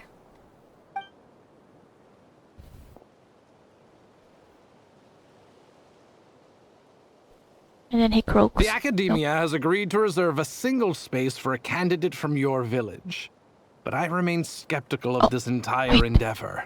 I highly doubt anyone in this desert possesses serious academic potential. What about Setaria? Setaria? Please, have faith. If not in us, then in our god. The child we found shows great promise. I beg you, take her away from this place. Give her a chance. Don't let her talent go to waste. So, Setaria or never? Which one? I don't recognize her. New arrival? She showed up here a few days ago and we took her in. She's a really bright kid. Please help. I'm begging you. So, where are you from? What's your name, Mahamata? Nowhere special. Just a sand dune. The Wall of Samuel. What about the rest of your family? How many of you are there? One. Just the one. Yeah. It's only you? Yeah, because the Ayab tribe, Correct. Yeah. So, no brothers, no sisters, no mother or father? She just said just the one, so why do you keep... Any who have slept on a bed of sand, I call my brothers and my sisters. Apart from that, I have no family. All right. Get over here. Sign your name on the form. Bro, if your name's Halil, I will go crazy. Well, I mean, I didn't receive the letter, but I don't know. Nefer? You're rather fair-skinned for a desert dweller. They were living in Hobbs. Was it Hobbs? Man, this sucks. Up another sad. Oh hey, look at you, House of Dana, all the way there. Oh.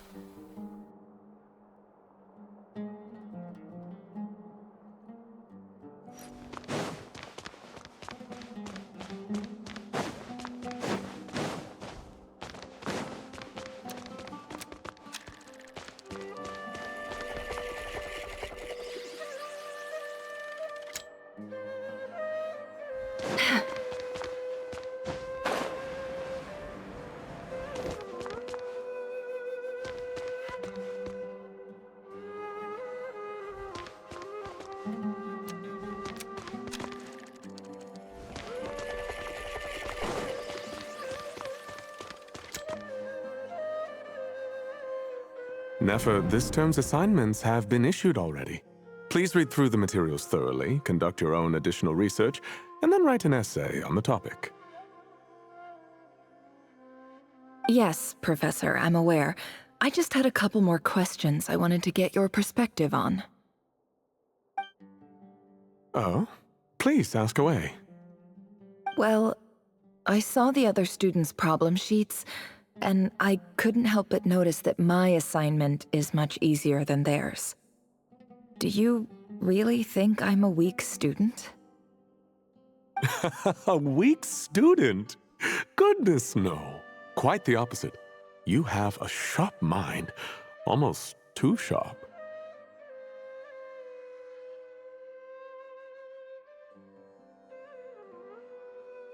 I think what you're saying is, a weak student wouldn't have noticed the discrepancy. And if they did, they certainly wouldn't complain about the lighter workload. You see, sharp as they come. You see things the way they are, and I'm sure you know why they're like that. Because of where I come from. Because I'm different. I'm sorry, Nefer. I don't like it any more than you do. It's just...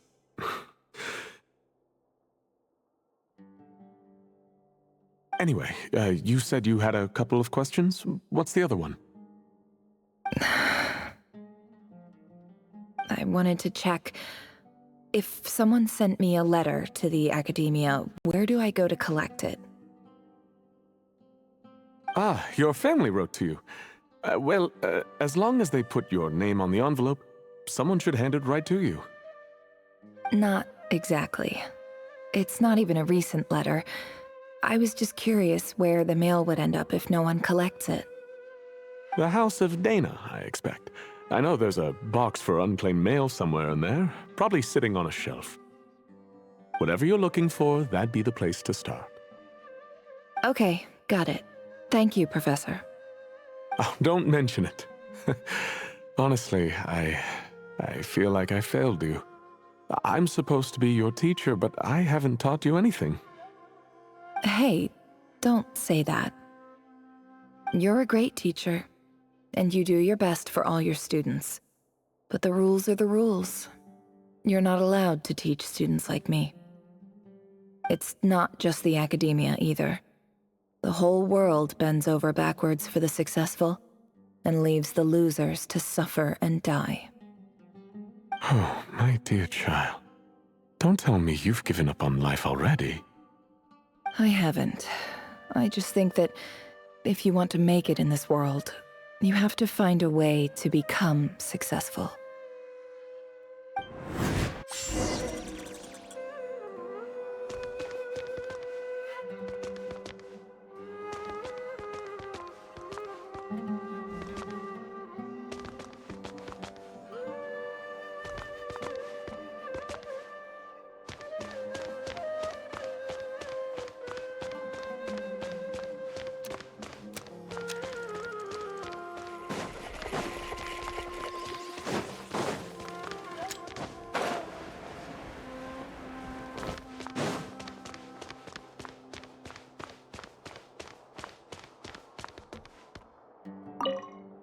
This must be it.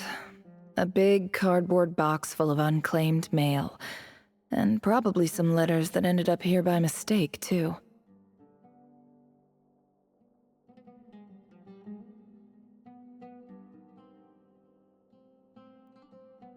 Let's take a look.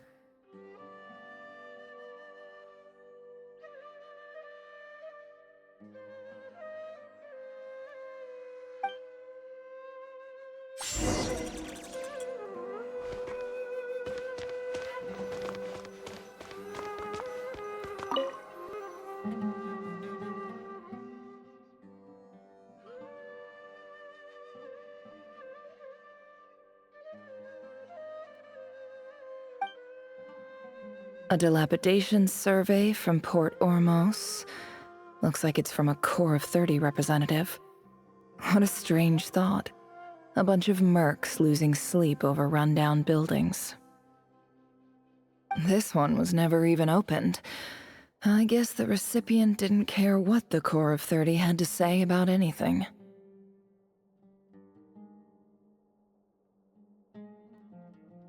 Who was it addressed to? I don't recognize the name, but it must have been a Ksharawar professor.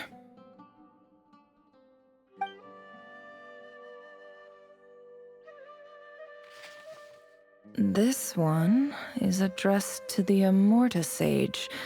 The title is Changes Observed in Satyavada Life Symptoms. Why do all these letters read like full-blown dissertations?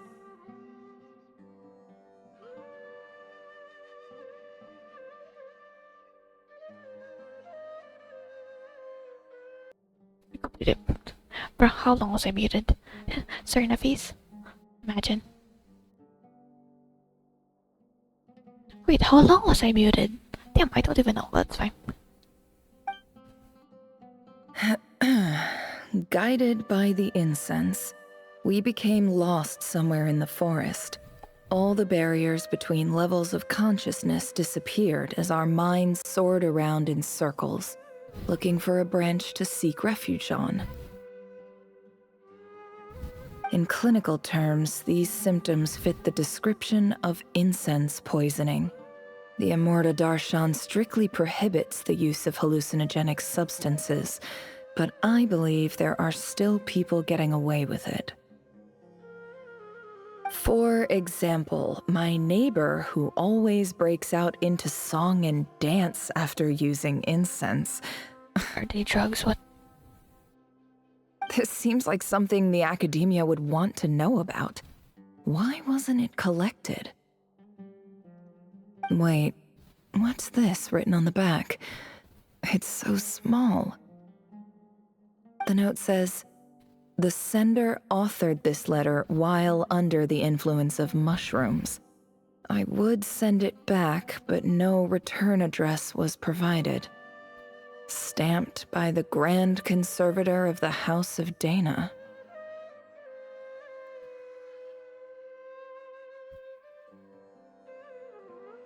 It's the...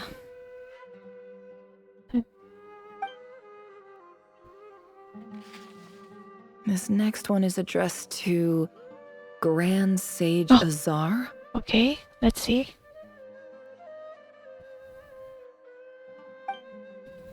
A few words of protest regarding recent changes in Sumeru's educational policy.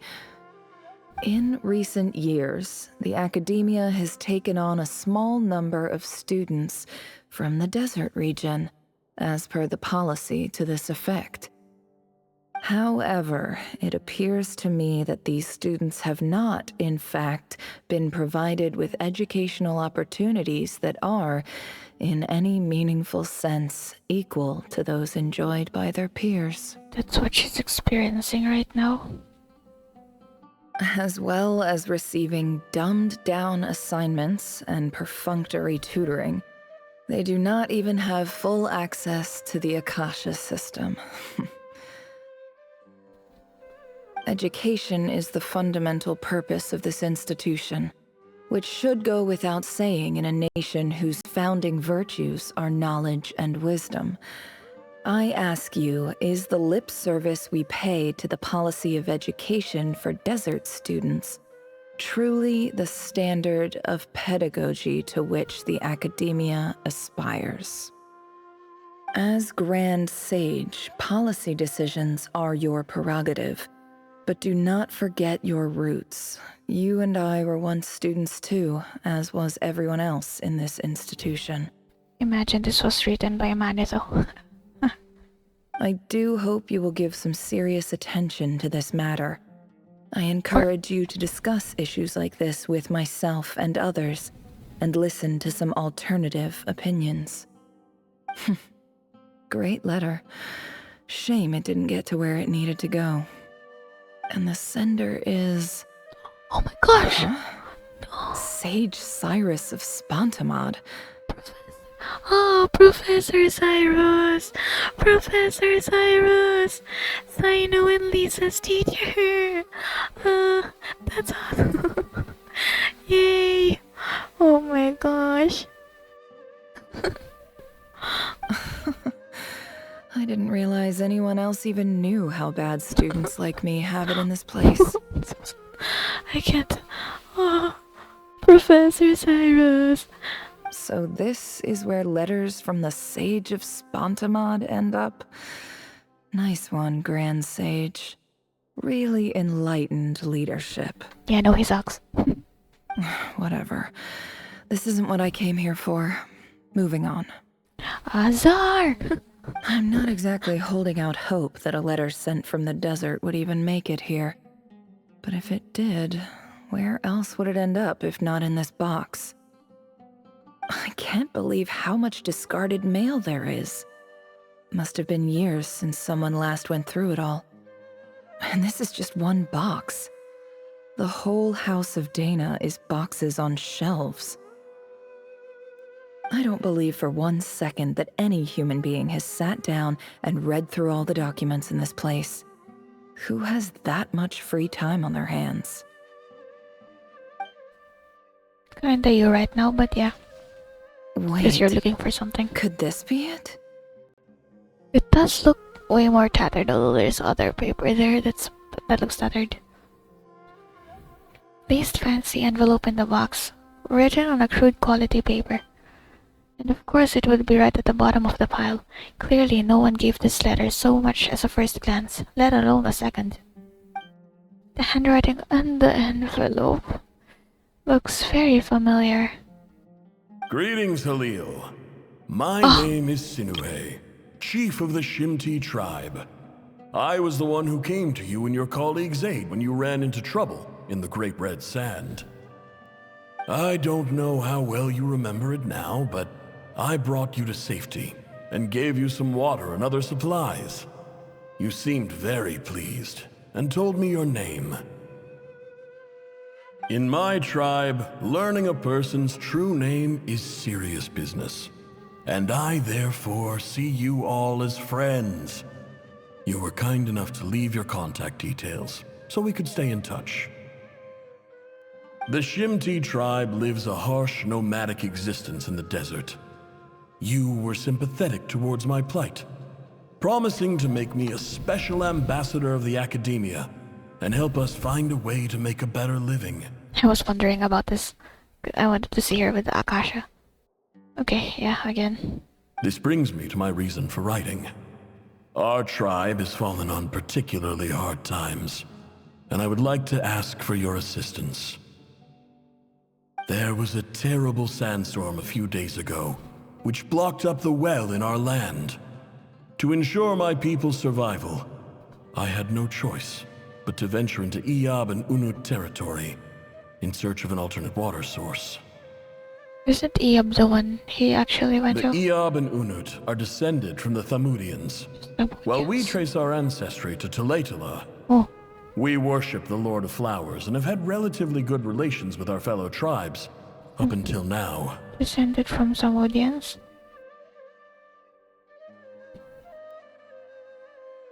And Shimti is from from Nabo Malikata. I found a well belonging to the Iyab tribe. They declined to help us, but I really had no other option. So I took some water to keep me and my tribe alive. My actions are certain to incur their wrath. When we met, you assured me that you would be my ally in the academia. I would like to take you up on that offer, because I really need your help. I wonder if you could send an academia representative to meet with me. That aside, the last time you were here, you mentioned that the academia had started accepting students from the desert, and I told you a little about my daughter, Nefer. We have next to no resources here in the desert, and my power and influence are limited. Would you consider enrolling my daughter at the academia? She is a smart girl. I know she won't disappoint you. From the outset, the academia never took you seriously. Those things they promised were just empty words. I doubt they even remember the name Sinuhe. And you were so emphatic that your luck had finally changed for the better. You swore you'd lead us to a better place one day. You spoke with such conviction, like you were the most powerful chief in the whole desert. You liar. You lied about everything. You promised the world and delivered on none of it. I don't know. And who fell for it? Just me, by the looks of it. Despite your best efforts. That's kind of... Which makes you a pathetic liar. You weren't even any good at it. I think I'll take over from here. Let me show you how it's done. It's kinda unfair, but yeah, I guess frustration and stuff. Oh, but farewell to Katayon.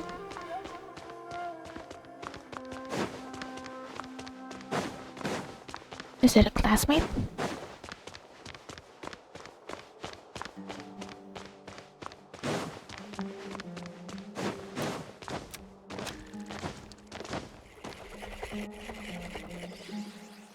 I just came to say goodbye.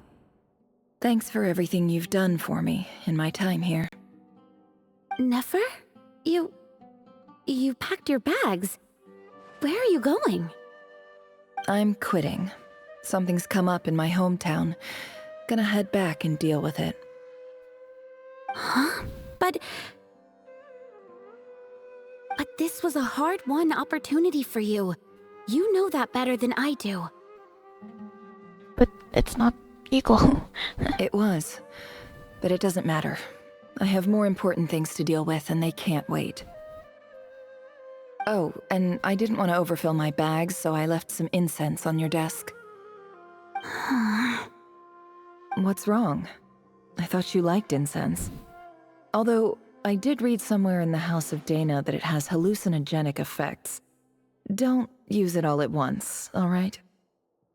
Isn't this the stuff you brought from your hometown? You're just letting me have it?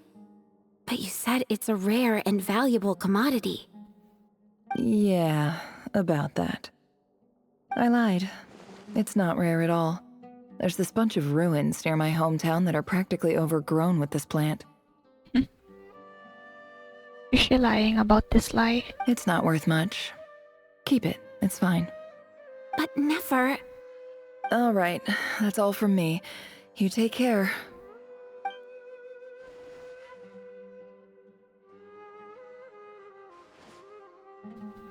Don't forget me, okay? I mean, we're more than just classmates, right? We're friends. Can I see her anywhere, Katayon? Yeah, I'll remember you. Were you lying?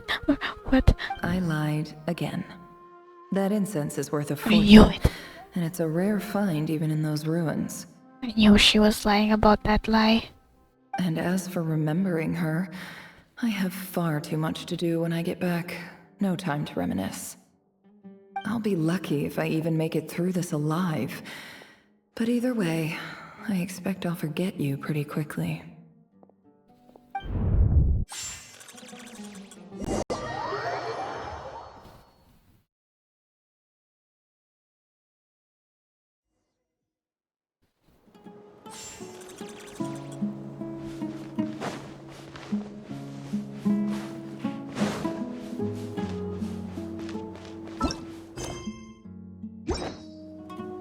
Oh. What's this house different? Something seems to be going on. You unexpectedly find yourselves in the desert.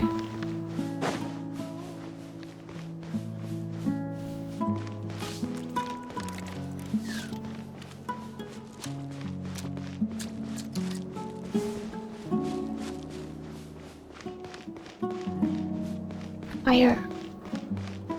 Go higher, wherever we are. Baby monster girls got. Oh. Oh. Which tribe? Yup. Yup, tribe. Oh no. Where's the well that Sinohei took the water from? Uh-oh. What is she doing here? This is not. Wait, what do you mean? Why is she going here? That's.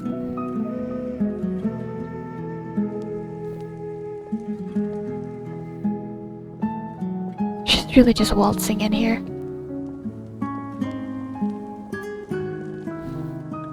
It's a pleasure to meet you, Mr. Arif. The chief?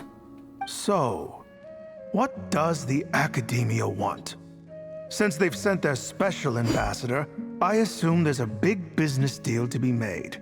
If not, I'd be very disappointed. Please, sir, lower your blade. You're lucky I'm the one they sent. Not all special ambassadors share my admiration for the Iab people. The ever-shifting balance of power in the desert reduced the once great civilizations of this region to rubble and sand. But the story of the Iab has a very different trajectory. Others grew weak, but you grew strong, beginning in obscurity and moving to prosperity. You're the only ones who defied the trend. Huh. So, you do know who you're dealing with? This well is the perfect symbol of your strength, is it not? Oh. It used to belong to the Unut, but it looks like you have control over it now. You're not wrong. But I'm sure you didn't come all this way just to flatter us. Of course not. I came to bring you some very good news. Some information that recently came to light, which might just be your ticket to freedom. Records uncovered by the Vahumana Darshan show that a certain well currently under Iab control is built on top of some ancient ruins. These ruins are of great archaeological interest to the Academia. Oh my gosh, Nefer! You're really doing this? I mean, the reason why, yeah, that makes sense, but gosh, she's really just leading them into... I checked the map carefully on my way over here, and I'm confident that this is the well in question. The Academia is offering 50 million mora in return for excavation rights. 50 million? No, wait. If these ruins are as important as you say, 50 million's a little low, don't you think? Don't get greedy, Iab. Oh dear. We know far more than you think. We know that you seized this well by force. Wasn't that the first step in your rise to power? To drive away the Unut and steal their water supply? So what if it was?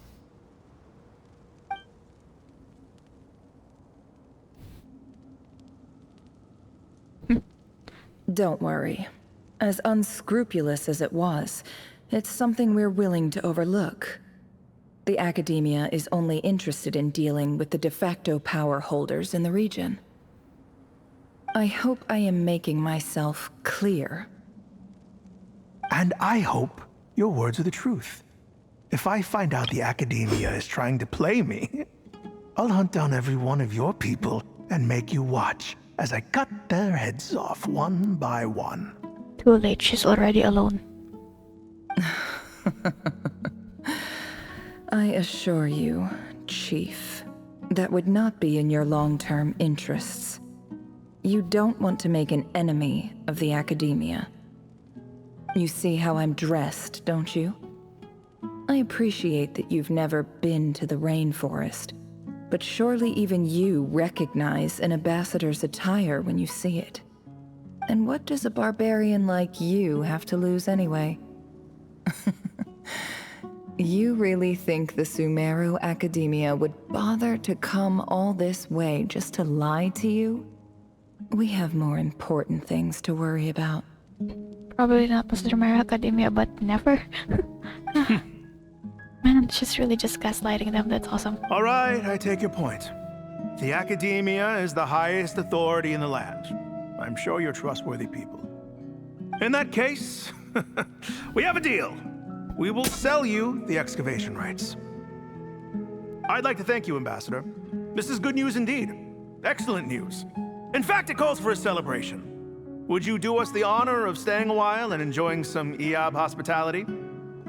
Gladly. I am partial to wine myself, and I trust you are as well. So let's indulge in a few drinks together, in celebration of this momentous occasion. Momentous occasion for who? For Nefer, yeah.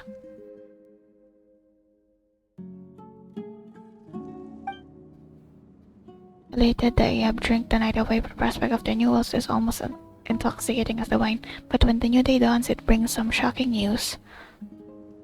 Chief! Chief, it's an emergency! It's the Unut. They've taken the well. What? Well, don't just stand there. Take it back. Yes, Chief. I have every confidence in the Eab's military superiority, and yet... What is it? The Unut's response was alarmingly fast. The day after we reach a deal, they seize the well. This can't be a coincidence. Perhaps there is a traitor in your midst. Steering the pot? Is that what you're saying? I don't think so. I am obliged to remind you, Chief, that the Academia will only deal with the de facto power holders. If you cannot regain control over the well, I'm afraid you won't see a single mora of that 50 million. No! Please, Ambassador, just give me some time. I swear the Unut will not get away with this. That well is ours, and so is the mora. Be sure. Glad to hear it. I will wait here for an update. If there is a traitor, I will find them. In the meantime, make yourself at home. I'll report back as soon as I have an update. Okay. Much obliged. Gosh. Wow. All it took was a few words and I've got him wrapped around my finger. What an amazing feeling. So, in summary, Ambassador, the Academia would rather negotiate with our tribe instead of the Eab, yes? The Eab are ruthless murderers who don't listen to reason. And now they have the gall to interfere in our research projects in the desert region. So let me ask you, Chief, if you were the Academia, what would you do? Kill them all, of course. Oh, that's the Unut insignia symbol. Precisely. The Academia does not tolerate those who stand in our way. The Eab have held back our academic pursuits for too long, and our patience is wearing thin. At the same time, there is simply no way that the Academia can be seen to be intervening in desert affairs. I'm sure you understand where I'm coming from. We have our own rules out here. If the rainforest dwellers raised arms against a desert tribe, it'd start a bloody war. Right. We can't confront them ourselves, but we can support their enemies. The Unut have always had strained relations with the Eab, which makes you our natural allies. Natural allies. Weren't the Eab your allies once? You were quick to send them after us to protect your interests back when we stole that water. And now look at you. You're at each other's throats. Both Eab and Unut tribes were just... I mean, I guess Sinohe did take water from the well, but still, damn, wiping out the whole tribe. Well, aside from her. Let me be clear. The Academia wishes to collaborate with the legally recognized rulers of the desert in this matter. We are asking for excavation rights to that well, and our offer is 50 million mora. Say no more. I believe we have an understanding. Good. Then I suggest you get to work. Get us access to that well, and the mora's yours. You see, Dad? Lying is easy when you know how. Never. People will believe anything. She really is just jaded.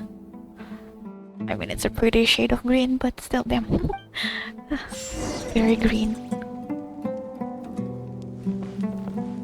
This is Iyab. I think it is Iyab. Iyab tribe.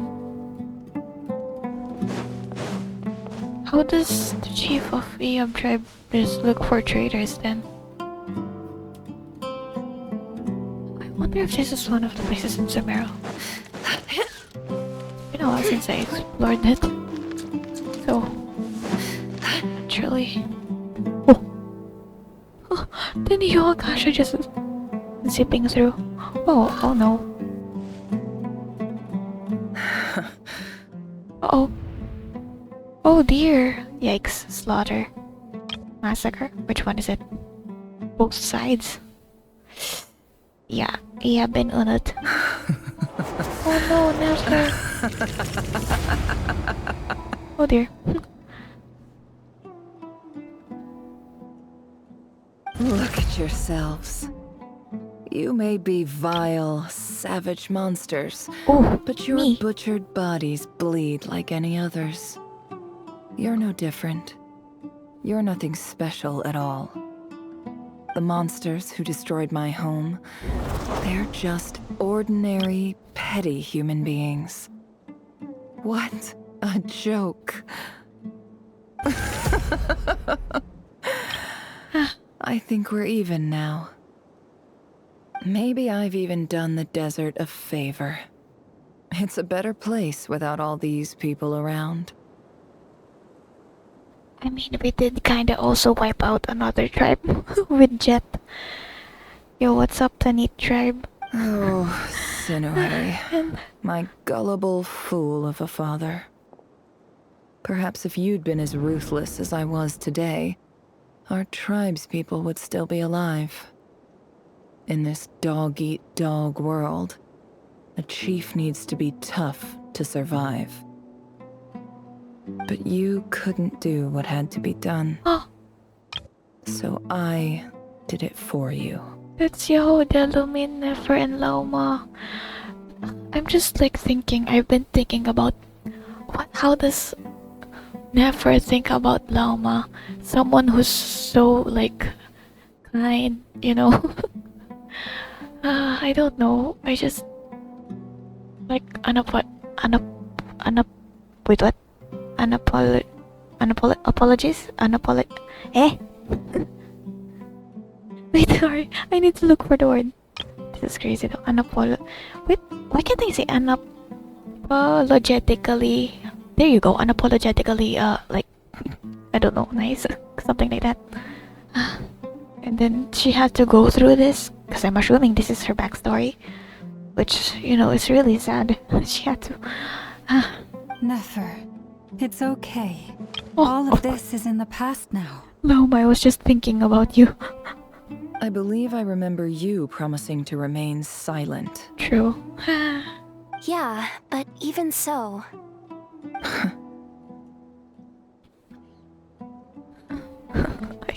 This is too much. Yehuda, is there anything you can do to ease the tension?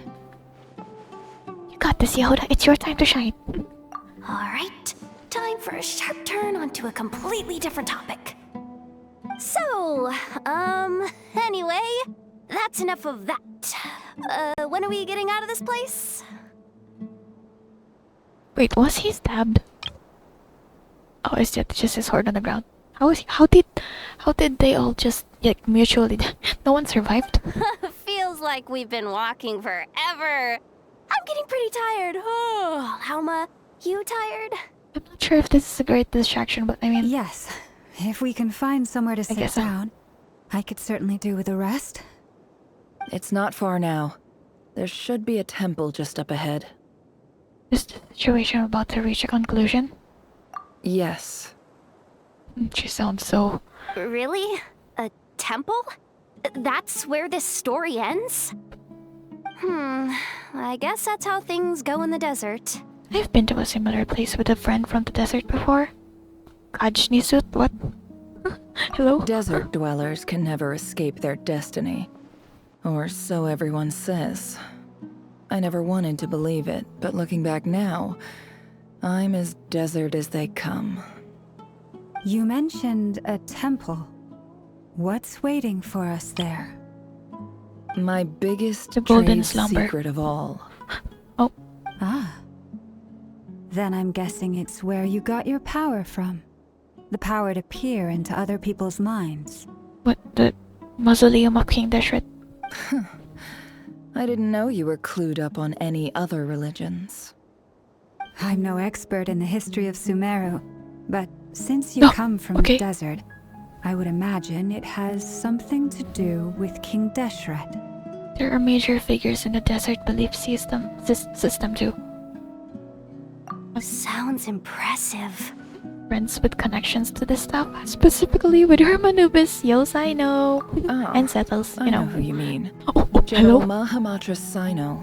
The spirit of Hermanubis dwells within him. I mean, even if Settles doesn't have the fragment anymore. That's Boss Neff for ya. She knows everything.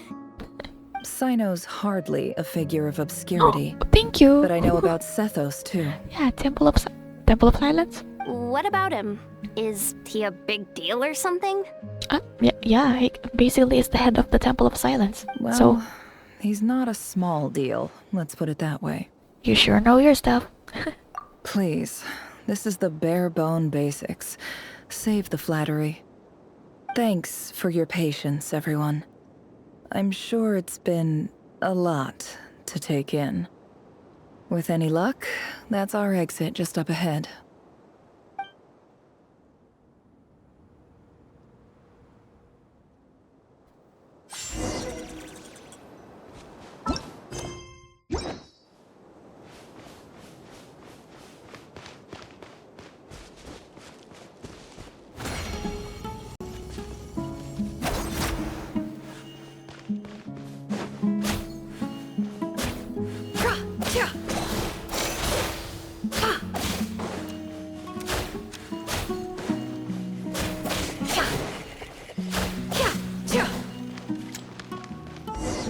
Oh. Go to the entrance of the temple. Wait a minute.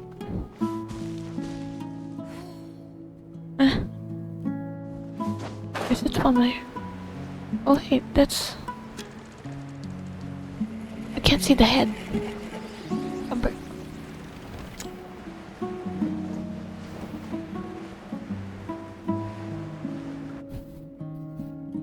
Ah, one of the... Uh-oh. Uh-oh. Uh-oh. Why? I'm totally out of my depth here. I don't have anything to add about any of this stuff. Like, look at that statue, for instance. Lumine, can you tell me? It's a different head from the Hermanubis. I want to do the whole name-dropping, this girl knows her stuff thing too, but I've never seen anything like it before. Which one? I don't think it's too late. A statue with the head of a bird. Looks like something out of King Deshret's mausoleum. That's Thoth, the Ibis King. One of the 7 pillars of King Deshret. The legends say that he, the Crocodile King, and the Goat King were the 3 retainers of King Deshret.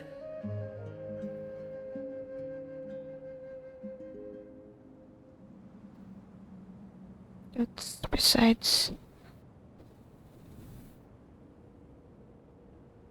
Ibis. Ah! Ibis! The bird with Lauma. Let's take a look.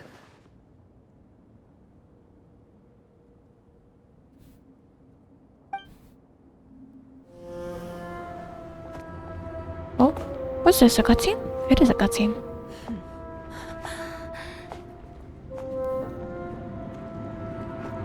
Oh, was it Ashru? What?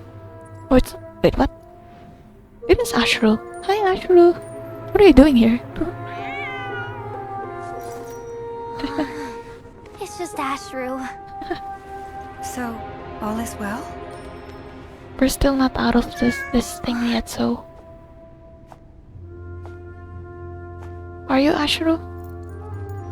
Wait, suddenly it just turns into another person. Oh. Typically speaking, at this point, the world disintegrates. That's what I'm Then wondering. we find ourselves back in the outside world. Yeah, but why are we still not Besides, there? these are my memories. There's nothing to fear. You're sure? Of course. It's almost over. Oh dear. Oh no, no. Wait, that's a similar hand of Predator. The similar hand is of Predator. Heck yeah. I mean, but also... Oh no, never! Never! Hold on!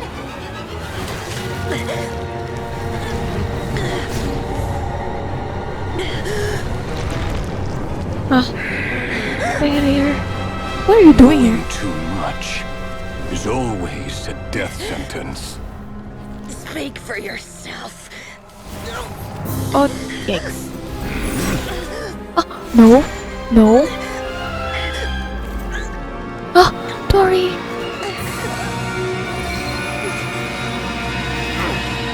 Dory. Thank you, Dory. But I mean, never got it. I don't care, never got it from Dory, so thank you, Dory. So, how do we do this? Again? We're just gonna get... Oh. Spins? Is that spins? Repulsive. Spins? Maybe? I think it is. Right. 3? Columbina?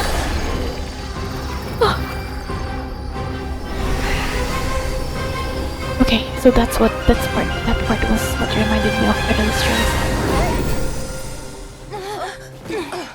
Oh, Columbina, thank you, and I think that's Flint's too. Wait, that was Dainsleif, not Flint's. Sorry. Sorry for mistaking you. Oh no!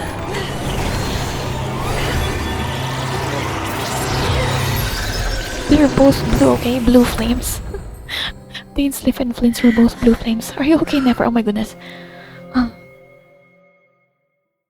what the heck happened there? She almost died twice. And also, oh no, Dory's thing, did it disappear? Did it destroy it, kind of? I mean, Dory, you know what? It saved Never's life, please. Timed that pretty well, didn't I? Thanks, okay? Thanks, Columbina. You certainly did. Thank you. It's okay. I'm just glad no one was hurt. Where's Dainsleif? Thank you to Dainsleif. I'm sorry for again mistaking you. Again, you're both blue flames, okay? Paimon noticed you doing something too, Dainsleif. Were you helping get them out? Why are you posing like that? What the heck? Are you aura farming? What is this? Of course. When I asked Nefer to conduct this investigation, I was not naive to the dangers involved. I had a duty to ensure your safety. Thanks. Good to know your sense of justice is still intact after all these years. In the memory for an editor, Dainsleif was just shouting all about justice. Yep. I take that to mean that you saw the truth. That comes as a great relief. Bro, I still feel bad that I mistook Dainsleif as Flint's. I have a reasonable excuse, okay? I certainly did. And thanks to your help, I also managed to trap Rerir inside the chess set. Is it actually? Whoa, really? How'd you manage that? Well, to be honest, I sensed that something was wrong long before we made it to the temple. I just realized, did he just act like his Ashru? Did he just mimic Ashru? That's crazy. Bro just acted like a cat. That's wow. Really going through all the lengths of the age of my enemy. By using this fragment to probe into Rerir's past, well, the monster formerly known as Rerir. It seems I alerted him. I was tracking him, then he caught on and started tracking me too. Can't say I'm surprised. But how did he track you through your thoughts alone? That shouldn't be possible. Rerir was a secret agent who reported directly to the Vinster King. He is an expert at finding a trail and hunting down his pursuers. No wonder. He infiltrated the chess set, read my thoughts, and built a new virtual chess set inside of it. That's why we weren't able to leave at first. We really had to make you relive your past. It's quite a remarkable item. Would I be right in thinking you have some connection to King Deshret? You overestimate me. I only have a connection with one of his underlings, the Ibis King. You all saw how this came to be. A long time ago, the Iab massacred my tribe, the Shimti, in our home village. A few years later, I enrolled in the academia, where some new information came to light. The Unut and the Iab fought a bitter battle over the rights to a well, all for the sake of a non-existent 50 million mora. The Iab ultimately won that confrontation, but their victory came at the cost of almost every warrior in the tribe. The final blow to the Iab came at the victory feast, when an Unut assassin beheaded their chief right before my eyes. The remaining Iab fled and have been scattered to the winds ever since. Having gotten my revenge, I returned to my hometown, where to my surprise, the nearby temple was still standing. There it was, seemingly immune to the relentless hostility of the desert, while my tribal home lay in ruins. As I stood there gazing at the temple, I noticed a cat just outside. This cat, as it turned out, was home to the spirit of the Ibis King. He led me to a gate deep inside the temple, and there he made a deal with me. Are you telling me that Ashru, you're real, right, Ashru? You're the real Ashru. Okay. This chess set is my gift from the Ibis King. The chessboard within is made to the same specifications as the one in the mausoleum of King Deshret, and represents his power of piercing analysis. With this chessboard in its container, I gained a certain ability to perceive hidden secrets. Now, you could conclude that the Ibis King simply wanted to give the people of this world the power to seek the truth, but I don't believe that's the full story. Every god plays favorites. Their hearts are as fickle as any humans, full of secrets, perversions, egotistical tendencies. But precious few gods are willing to admit this. It is the same with all powerful forces, including fate itself. Their gaze falls preferentially upon a select few. As you rightly point out, this is an act of favoritism. If you're alluding to the Abyss, then yes, I agree. Gather the others. It's time to share everything I've learned. Before long, the group is gathered in the office too. Those too busy to attend. I cannot read that fast. Hi, Ashru. Thank you all for being here. Oh, hi, hello. Let me read this first. Okay, those too busy to attend inform the others of their movements. Okay, so we got Varka, Dainsleif, Flint, Dorian, Yehuda, Ashru, Lauma, Columbina, Albedo, Traveler, Paimon, Never. Why is Bro standing in the middle here? As promised, I did some further investigating into the Reicher of Solnari's background. I am pleased to report that the investigation has been most fruitful indeed. The Reicher of Solnari, real name Rerir, was once a Khanrian subject who served the Vinster King. I will now share the important details of his story. Please save any questions or comments for the end. Oh, storyteller from the teaser. Story time. Nefer narrates Rerir's backstory to the group. Yeah.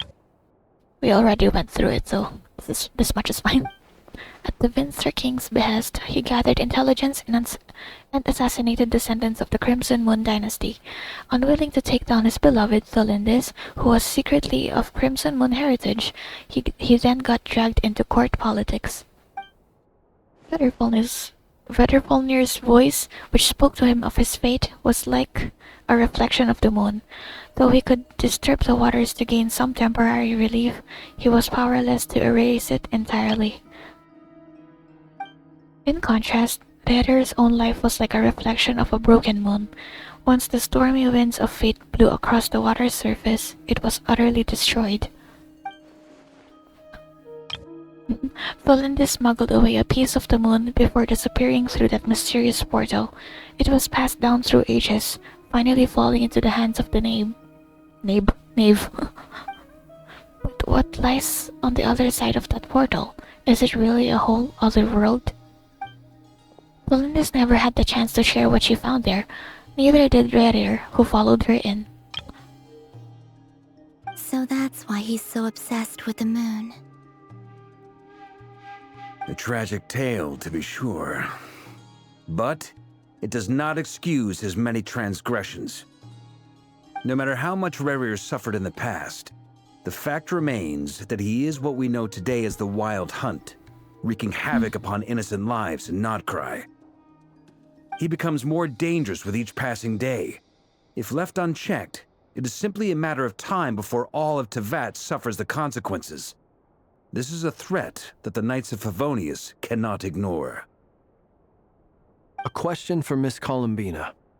Forgive me if this is presumptuous, but have you ever seen the spatial gateway that appeared in Rerir's memory? I don't think I've seen it myself. Never. But I have heard stories of something called the Moon Gate, and this seems to fit the description. Moon Gate? Miss Lama, any thoughts on this? In the lore of the Frost Moon Scions, the moon is believed to hold many secrets. Some sources speak of ancient knowledge, others of a gateway to the unknown. The term Moon Gate is one I have heard before, but as is the case with all of our legends, there are no records of any first-hand witnesses. We cannot know whether it truly exists.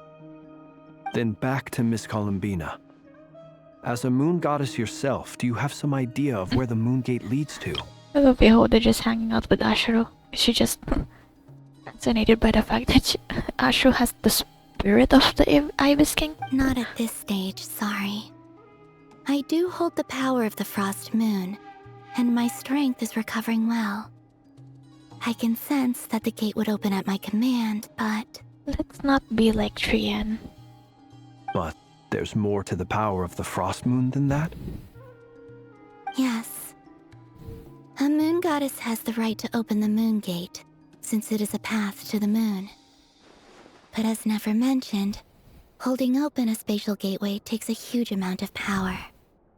Let's not. And right now, I need to conserve my energy to fight the Rayhir of Solnari. I'm afraid this is one mystery we may have to leave unsolved for now. I love that Traveler and Paimon just looked at each other. I agree. Better to save your strength. But if you'll humor me for a moment, I have a bold conjecture of my own regarding the world beyond the gateway. The Abyss. I highly suspect that neither Tholindis nor Rerir made it through unscathed. The evidence pointing to this is the fact that the Rayhir of Solnari exists in the form of countless fragments. With the abyssal power he wields, no ordinary foe can touch him, let alone tear him to shreds. And yet, the Wild Hunt proliferates wherever his scattered fragments lie, drawing hordes of monsters to many different locations across the land. So your theory is that Rerir was physically torn to shreds by some powerful force? Hence, why the Wild Hunt is a distributed phenomenon, rather than a unified one? Makes sense to me. Explains why the Wild Hunt is so pervasive, and why he's been trying to piece himself back together. He was whole to begin with, and he wants to be whole again. Without the power of the Abyss on his side, he almost certainly would have perished the moment he was torn apart. But the Abyss much like a curse, has kept him alive. I could not agree more. The power of the Abyss is most surely a curse. It is a compelling explanation, and one that accords with my present understanding of Abyss creatures. Whether the life form in question is primitive or advanced, if a curse has extended its lifespan unnaturally, it will continue to survive in spite of everything. This raises some interesting questions. I will run some experiments and see if there is any validity to my suspicions. That being said, regardless of whether my research bears fruit, I would like to thank Miss Nefer for conducting such a thorough investigation. Already, it has greatly enriched my understanding of the entity we face. My pleasure, Mr. Albedo. I too hope that the information I have shared today proves useful as we look to formulate the next stage of our plan. Hey! What is it, Dainsleif? Oh. You look really upset! Paimon checking on Dainsleif. It's just... when I think of the man I once knew as Rerir, I struggle to understand why things had to turn out like this. Better Volnir. Granddaughter. Tolindis. The two of you used to be friends, didn't you? I don't know if these words will bring any comfort, but my heart goes out to you. I might give Dainsleif a head pat. Mine too. Oh. We can never know all the hows and whys of the way things are. The moon and stars are full of untold secrets and lies. And the skies are host to many more mysteries than these alone. Yet, none of that can begin to compare with the complexity of human life. Those are the first comforting words I've heard in a long time. Thank you, both. Well, I think this More is a friends? good place to end today's meeting. I'm sure Nefer needs some time to recover. She's been through an awful lot today. Definitely, yeah. That's very thoughtful of you, Lama. Never. Laoma is always thoughtful. Of course. Always, she's always thoughtful. Sounds good to me. Take some time to rest and digest before we reconvene to nail down a plan. I thought he was about to start rapping. There was so much. Back at the hotel, you sit with Paimon for a while and discuss what lies ahead. Are we rooming with Dainsleif? Imagine. Hey, is this a bad time? Hope I didn't kill the conversation. No way. Hello, welcome to the room that you paid for, I think. Yep, this is the room you paid for us. Nice room. Oh, I'm not coming in though. No, do come in. There's a sofa right there. You can sit. Come on. Why not? It's just a hotel room. If it's all the same, I'll just stay out here. I might not look the part, but I'm technically a knight. Barging into people's private quarters isn't the kind of thing we do. I insist. I'm the owner of this. Well, owner right now. I'm renting. Goodness. Doesn't Flint's live next door? Anyway, Nefer went back to the curatorium to get some rest. But before she left, she shared some things with me that I thought you should be aware of. Yeah? I wonder what it is. Firstly, we were with her though. Although she managed to trap the Raker of Solnari inside her chest set, there's no guarantee that the power of the Ibis King is any match for one of the 5 sinners. Their powers are beyond our comprehension. And the Ibis King is just like an underling of King Deshret, so... It's only a matter of time before he finds a way to break out. We have to come up with a plan and take care of him before that happens. Honestly, Paimon figured that might be the case. So, how long have we got? Well, I asked her that same question.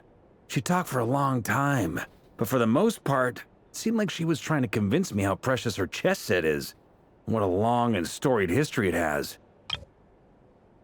It felt like some kind of sales pitch, you know? The kind where you end up handing over Mora against your will? Anyway, after all that, she finally answered the question. 2 days, at most. My yawn hurt my chest. It hurts. But also like... Of course, 2 days. 2 days? recruit enough help in that time?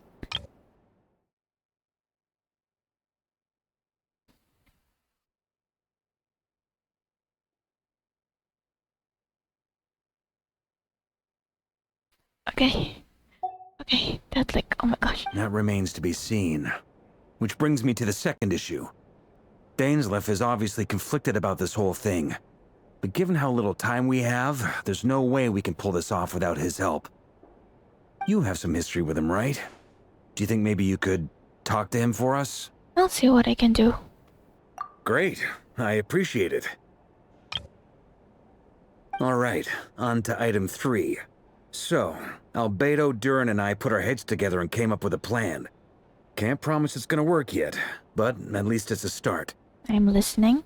We figured we'd bounce the idea off you first. We'll explore it further once everyone's recovered. Oh, please ask away.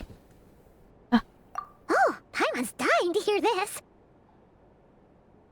All right, so here's what we're thinking. In a hushed voice, Varka lays out the current plan. It's a shocking plan, but nothing can face the greatest traveler and trustiest travel guide in Tibet. It doesn't take you long to get behind it. My chest hurts and you're making me laugh. Okay, We that's felt awesome. a I little love it. uneasy about roping you into this. I mean, firstly, you're not locals, and secondly, none of us are your boss. You're well within your rights to refuse if you so choose. Varka. Varka. Honorary knight. Come on. We helped Liyue, Inazuma, Sumeru, Fontaine, Natlan. Come on now. We got a lot on our resume. Roping us in? Why would you even say that? We know the stakes here. It's all of us against the Rayher of Solnari, or none of us stand a chance. I choose my words very intentionally, I'll have you know. I like to think there's an art to striking a down-to-earth tone even when the stakes are through the roof. Sir Varka, I have a few thoughts about this plan. You tell her. You tell him. I'm all ears. I think we can be more flexible with how the roles are allocated. In my view, the most sensible lineup would be like this. Lumine tells Varka about the lineup that she thought of without I see your telling the point, player. yeah. But if that's how we're going to approach this, you'd better make sure you're ready. To be clear, I don't doubt your abilities. Far from it. I just want to make sure. Are you really willing to take all this on? I mean, if I'm saying as if I know what Lumine was planning, but if Rere can take on Kovaki and also the Abyss, then maybe the Traveler, who can kind of purify the Abyss and then use Kovaki, can probably help with this. I'm not sure. I think so. I want to do everything within my power. The Rayher of Solnari is a truly fearsome opponent, and if I do my part, it'll greatly reduce the risk for everyone else involved. Well, that tracks with what I've heard. Jean's mentioned in her letters that you're so diligent it's almost abnormal. Oh, okay. Yeah, I mean... As in, most people weigh up the risks and rewards in situations like this. But you seem to just march towards danger without a moment's hesitation. Oh, she does. Of course, everyone appreciates a fearless pioneer. But all that aside, I'm the Grand Master of the Knights of Favonius, and you're our honorary knight. I want to make sure your courage doesn't come at the expense of your safety. It'll be fine. Thank you, Sir Varka. Yay! Lumine! I should be the one thanking you. It means a lot to have you on board. I'll give some serious thought to your suggestions. Varka gives a very knightly bow and says he'll see you at the hotel again later. He has arranged for everyone to meet and finalize the plan of action. In an effort to lighten the mood, he booked out the hotel for this meeting, so you could all chat over a drink. As the moon rises in the sky, you and Paimon leave your room, discussing whether Paimon has any other options than fruit juice. Everyone is already there waiting for you. They're chatting and smiling. Clearly the rest has done them good. As well as the existing crew, some unexpected help has arrived. Who else? Still, you remain conscious of the fact that the future of Nod-Krai rests on what is decided tonight. So many lives are at stake. You may never meet most of them, but whether they know it or not, all of them are counting on you. Wow! Oh damn! They really got... That was so... Dude, Varka, you could have sat here. Come on, there's like 2. Huge beds. Huge sofa scotches. Echoes of Fate. I didn't even read an elegy for Faded Moonlight. Well, it's fine. Echoes of Fate. Discuss the plan with everyone to stop the Red Hero of Solnari from causing further harm to Nod-Krai. You must gather all your strength and prepare for the most important battle. Dude.